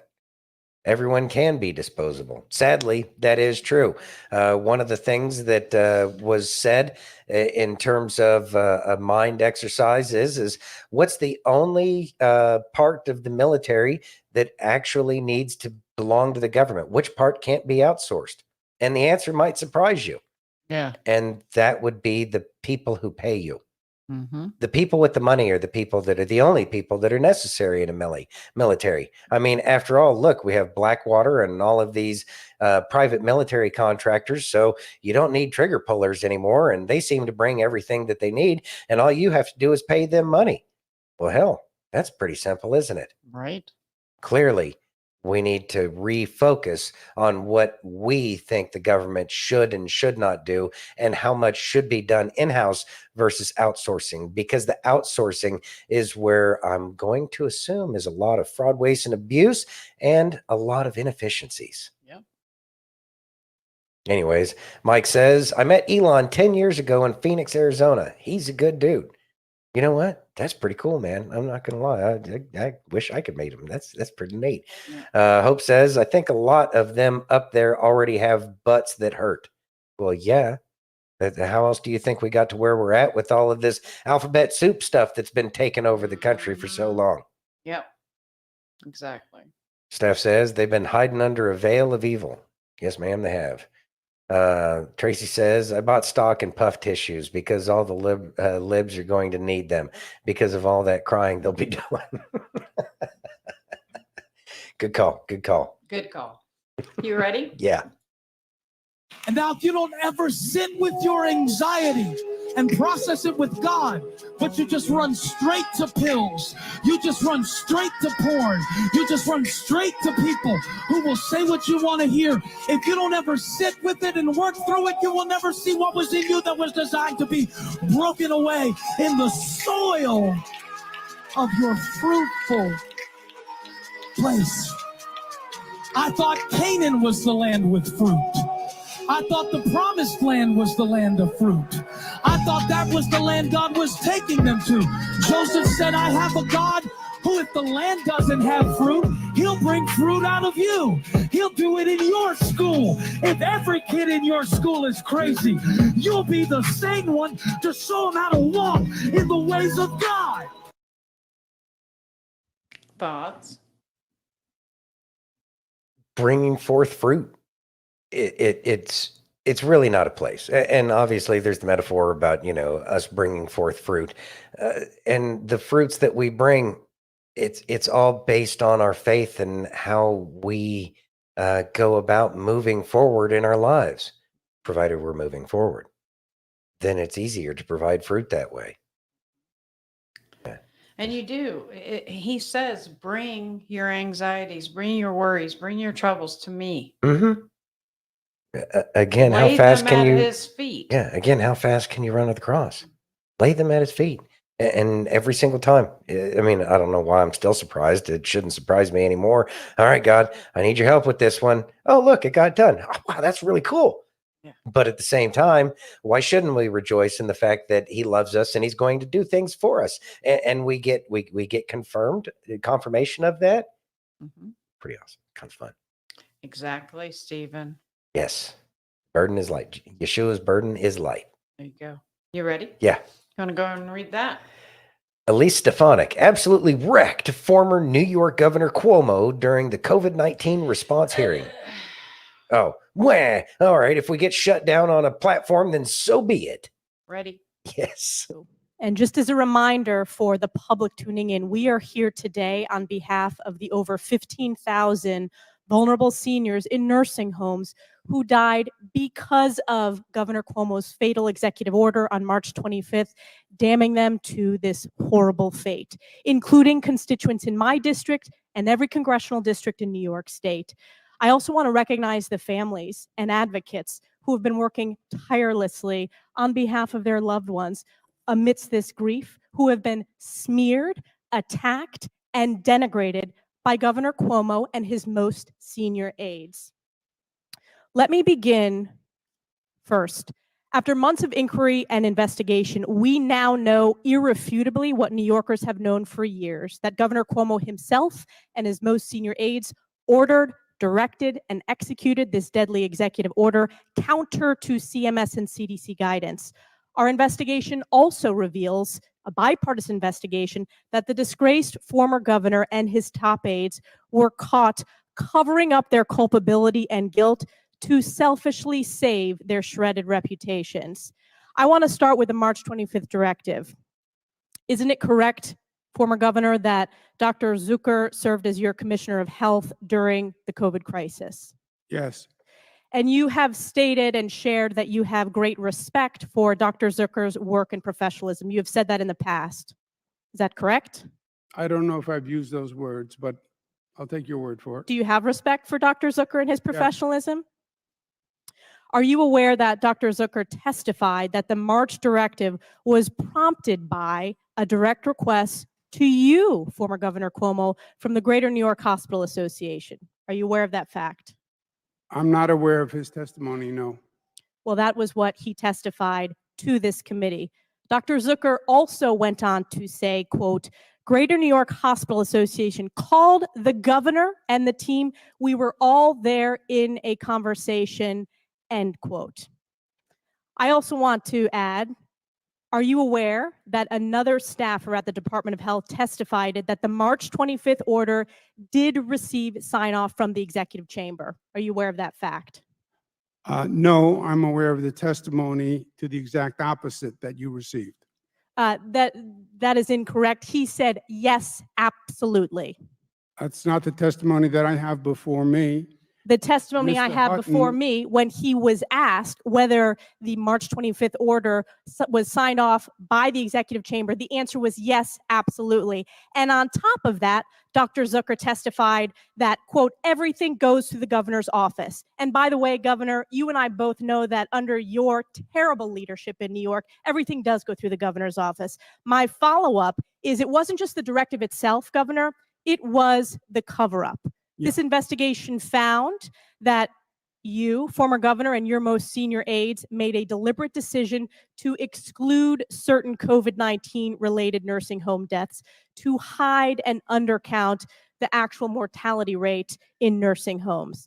And for the public, Governor Cuomo changed the methodology of counting nursing home fatalities to exclude out-of-facility deaths, to undercount those. I want to ask you, what period of time were you negotiating for your book deal? Congresswoman, if there was a fact in what you said. No, I'm asking it you a was there by question. mistake. I'm asking you a question. What dates did you negotiate for your book deal? That is the question before you today. Answering a question that No. you The asked. question that I My asked. testimony says, during No. that time, did you have any discussions with the executive chamber regarding the need for guidance? That's not the testimony Not I'm that referring I to. recall. Absolutely Not was the that I answer. recall. Governor, absolutely, you're throwing your staff under the bus. Also- You are culpable for this. My question to you is, when were you negotiating for your multi-million-dollar advance deal for your book as seniors were dying in nursing homes? That is Also- the question in front of you. You can't make up facts, Congresswoman. You're the one making up facts. You're the one who undercounted nursing home General- deaths. You're the one who I want to ask The right Attorney now. General said You the exact apologize today, opposite. but there are families sitting here. I want you to turn around, look them in the eye, and apologize, which you This have is no- failed to do. Will you do Congresswoman, it? This is not about political theater. It's No, about this is giving about answers. accountability. Why did 1.2 million Americans die? Why did more Why Americans are die you? than any No, no, no, country no, on no. the globe? You're the former governor Why who's did you let disgraced the under oath. president No. lie to the This people of the executive order was United under States? your name. It was counter to CDC Why and did you let CMS. President Trump lie? This is about those seniors, understand Governor. you were They running for deserve vice to president, hear from you but in you the should have eye stood up that for you your apologize, that constituents you were first. negotiating for a multi-million-dollar book deal. It is a disgrace. There is a reason why you were the former governor of New York State, and you will never hold elected office again. I yield back.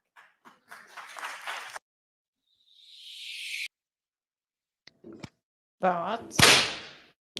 She was whipping that ass. That was great to hear. Cuomo needs to be, he needs his feet held to the fire on all those people that are no longer with us because of the policies that they put in place during their contrived and well, really the bioweapon that they released on the people. Thank God that they were incompetent and weren't able to make a bioweapon that would have been a lot more effective. Praise be to God that it wasn't more effective. Have a feeling there was a little bit of divine providence there. Now he has to listen to it. Now he has to face the music. Now he has to listen to the fact that the people are saying all the decisions were made in the executive office. And of course, he's going to, try to redirect because that's all these shady people know how to do is to say, oh, well, other people, look at Trump. He would have said Trump if he would have been able to, but he didn't. Not in that part. Right. Yeah, exactly, Bill, because him and the hospitals unalived them, Governor. Yep. But their own families were not transferred in the same way. And Jenny says he needs to be held accountable. He does need to be held accountable because it was his decision. And his decision as the governor, as somebody who is elected to an office to take care of the people, he chose to do the worst thing for the people. He did not only the physically worst thing that he could do for the people, but he did the worst thing that he could do mentally and emotionally to the people that remained behind. And that is that they weren't able to hold the hand. They weren't able to have those connections. And so people they're no longer with us and they did it alone. Mm-hmm. That is heinous. Heinous. Yep. Yeah, that one pisses me off. Boo.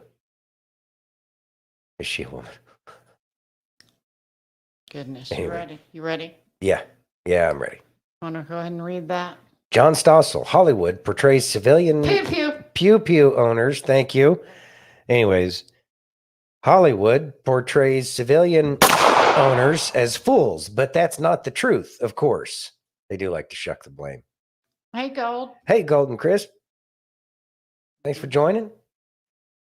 And no one knows. Exactly. Jan says, sadly, he had everything to handle everything at hand, and he did his own thing. Yeah, he did do his own thing, but we know why they did their own thing because, well, as per Bill Gates, necessarily have to reduce the population. Mm-hmm. Misspoken, of course. Yep. Just so happens that everything they did kind of lines up with what he said. Yep. Anyway, yeah. Okay. John Stossel. Do you carry a gun? Bad idea, says Hollywood. Countless TV shows portray good guys who try to stop crimes with their own guns as fools. Citizen's arrest. Drop your gun. The wise police officer sums it up. Leave it to a good guy with a gun to really screw things up. Liberal politicians agree. A good guy with a gun will stop the bad guys with a gun. It doesn't hold up. It doesn't, say experts, the media feature. Good guy with a gun statistically isn't realistic. It's an adolescent rescue fantasy. An adolescent rescue fantasy? Now, I'm no gun person. I was raised among lefty gun haters. I assumed Hollywood and the media told the truth. But then, 17 years ago, I hired the best data analyzer I know. That very tall guy on the left, Maxim Lott, here talking to the nearly as tall John Lott, his father, a criminal justice researcher who wrote this book. More guns, less crime? I was skeptical, and some researchers questioned Lott's data, but I've come to believe Lott is making a good point. In places where bad guys fear a good guy might be armed, crime tends to fall. Often just showing a weapon is enough to stop an assault. Police don't track such events, but these days some are posted on the web. Here an employee grabs her gun and the robber runs away. And again here. 3 robbers caught on camera breaking into a home in Atlanta. The men scramble to escape as the woman chases them. When a civilian tries to stop one of these instances, they're overwhelmingly successful. So why do all these TV shows lecture us about how it doesn't work? The gun control groups brag about working with the screenwriters and the producers for the shows. This group even boasts about its partnership with Hollywood and how they're consulted on scripts. There's major star power behind an effort to rewrite the script on how guns are used in Hollywood. They think they're making us safer because they believe FBI reports that say shooters being killed by citizens is rare. Why does the FBI say that? They're simply missing a huge number of cases. For example, well, the FBI includes the famous Pulse nightclub shooting. At least 50 people are dead. 1 week afterwards, there was a similar attack at a nightclub in South Carolina. There, a concealed carrier took down the shooter. The thing is, it got virtually no news coverage. 49 people being killed is going to be a bigger story than 3 people being killed. I understand, but the guy still had like 125 rounds of ammunition on him when he was stopped. You would think at least some of the news coverage would at least mention, here's another case that almost turned out to be the same, but it was stopped. Also, remember the Parkland shooting? At least 17 people are dead in Parkland, Florida. Just a few months later, in Titusville, Florida, there was an elementary school that was having a big event at a park right next to the school. Had hundreds of students there, and a man came up, started firing his gun. Police say the gunman was then shot by someone else who had a legally concealed weapon. And was able to seriously wound the attacker and stop him before he was able to go and kill anybody. The bystander saved a lot of people's lives, says the police. But I never heard about that. Local media covered it, but it hardly got attention beyond that. The FBI somehow also missed it.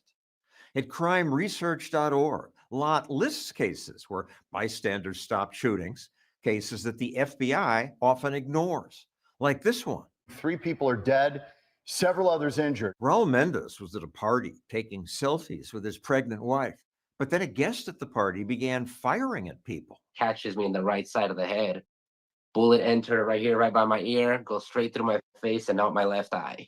Somehow, Mendez recovered. I gained consciousness and I unloaded 4 rounds and finished them off. He probably saved the lives of a dozen people, including his wife and daughters. Prevented him from, killing those girls. You always carry a concealed gun? I always do. Why? It's just about being prepared. The FBI records instances like this, but somehow they have no record of your case. They're not recording the true numbers, guns actually saved. It's one of many cases like that the FBI is missing. It happened. Why wouldn't they include this? There's a lot of political views that people let infect their data.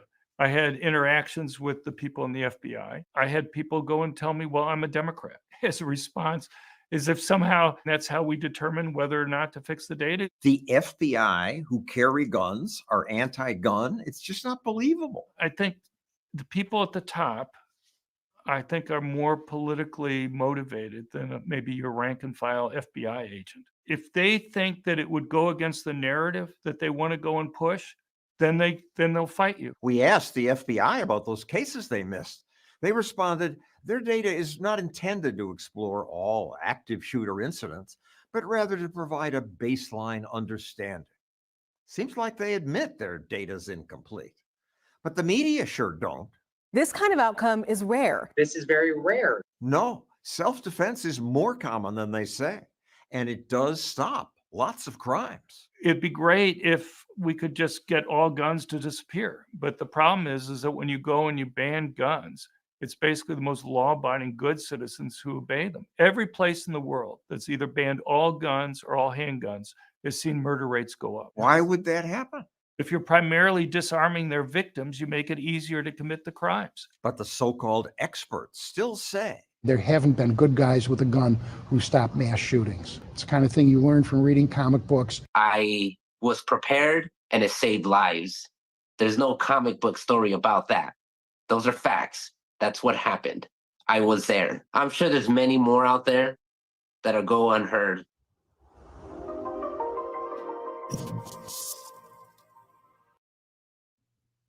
Thoughts, sir? The one comment kind of caught me off guard. I didn't know Stossel was a bad guy, but then again, I stopped researching people at a certain point. Because as far as I always knew, Stossel was trying to wake people up, and his libertarian perspective was something that I always appreciated. Now, with that being said, there's plenty of evidence out there that says that a good guy with a pew-pew at a mass unaliving incident keeps Hey, Dad. Wait, you're right on time. Yep, you're right on time. Anyways, a good guy with a pew-pew at one of those events where that's attempted mass unaliving, it usually ends up at about 3 total number of people who pass away, versus if one's not there, it's usually at around 15 or higher on average. And that's statistics that have been out for a long time, and it's easily observed every single time it happens. If there's a good guy there, there's significantly fewer people because the response time is immediate and it keeps something significantly worse from happening. That's why these people always go to a pew-pew free zone. The lies they're going to continue because they have nothing else. They use lies. That is what they broker everything in, is lies, and how well they can make a lie stick. But the good thing is more and more people are waking up to it, and more people just don't care what they have to say because everything they've said has been absolutely untrustworthy. So we follow our gut, we follow our intuition, and we do the best that we can. And you know what? We know better, and so we know what we need to do to take care of those that we love. Exactly. Make sure you have insurance if you carry. Yeah. You ready? Yep. Go ahead and read that. Charlie Kirk goes into the lion's den and schools 25 liberal brainwashed college students. Oh God, this should be good. You're right. Black Americans are in prison far greater than a percentage of the population. So Black Americans are about 13 to 14% of the population. Yes, about half of all prisoners are Black. Exactly. So Blacks commit more crimes than whites do. They commit more murders. They commit more arsons. They commit more kidnappings. For example, Blacks are 13% of the population and they commit 58% of all the murders. That's not a war on drugs. That's a culture problem. Okay, so let's talk about that culture. Black people have been legislatively subjugated up until 1965. I'll give it, I mean, honestly, it's later, but let's just say 1965. You do not think that 10 generations of legislative subjugation and slavery during that time, 4,000 Black men, women, and children are lynched as the result of race riots in this country? You do not think that these things have a lasting effect? We have had 10 generations of subjugation and 4 of legislative freedom. Of course they have an impact, but it's more on you to explain why things got worse since the Civil Rights Act. More violent, less fathers around, poorer. Why is that?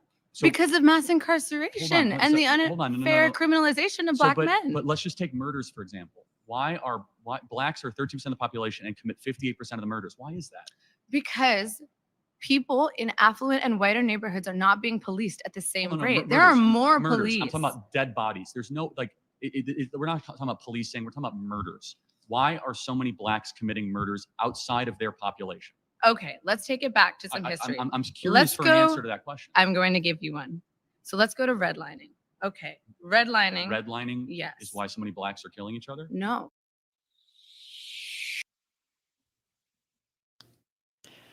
Thoughts? I think that those kinds of events are good. I think it will definitely help wake some people up. And the thing is that dude really knows his facts and he can spit them out at a moment's notice. And you really can't challenge him because he really keeps all of that stuff in his mind. It's a beautiful thing to watch. And I'm glad that, you know, people like how many times have people gone to a university and they've been shut down and silenced and kicked off a campus because, you know, because he's a racist, because he's a Republican, or he supports Trump. So we can't have that there. He's a fascist. Hey, good news is that we're actually able to start to have a discussion again.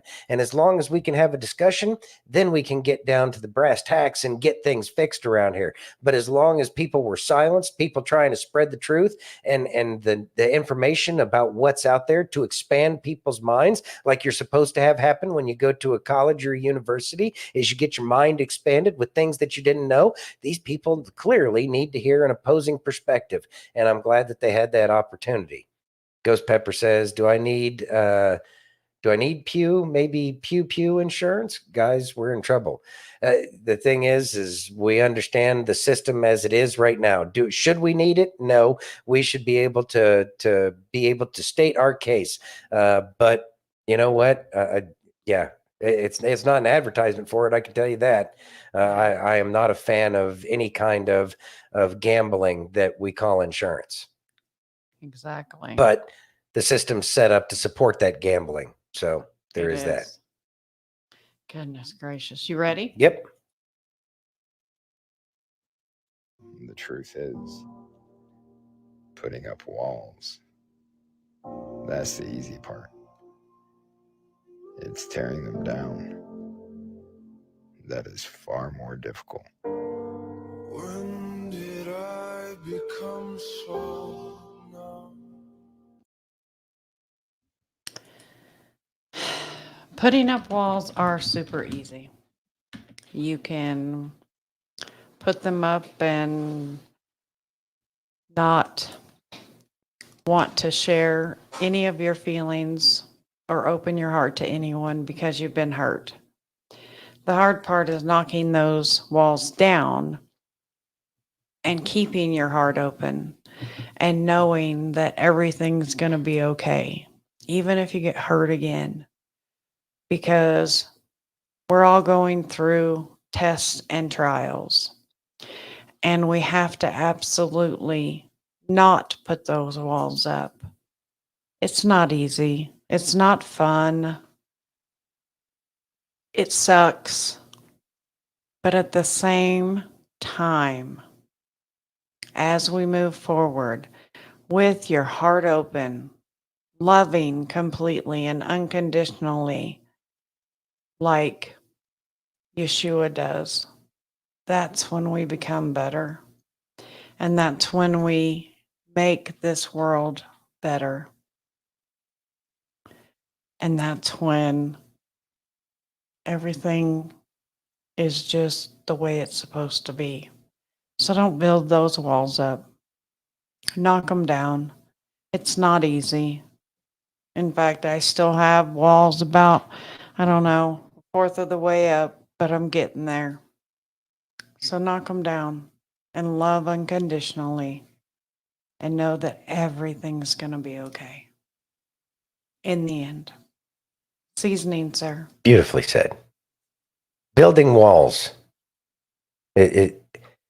We do it automatically to protect ourselves and our psyche, our ego. I mean, whatever, I call it what it is. It is called life.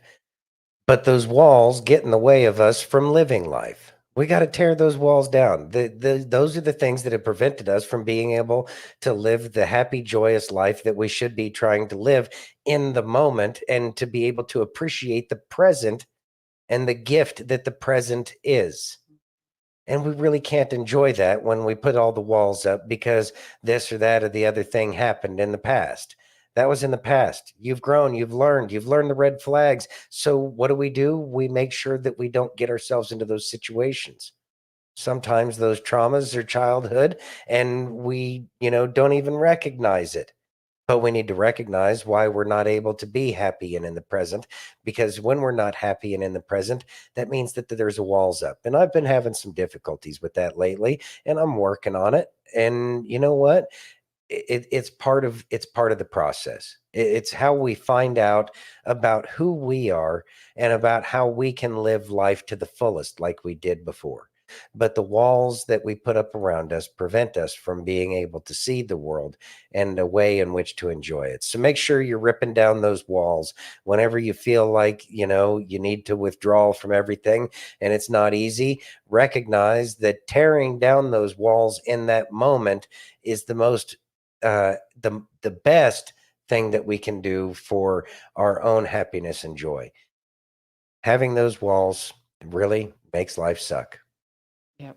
So do what we got to do.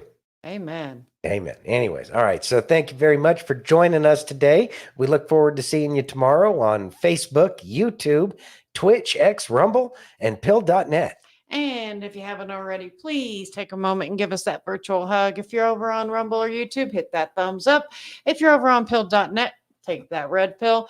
If you're over on X, smash that heart.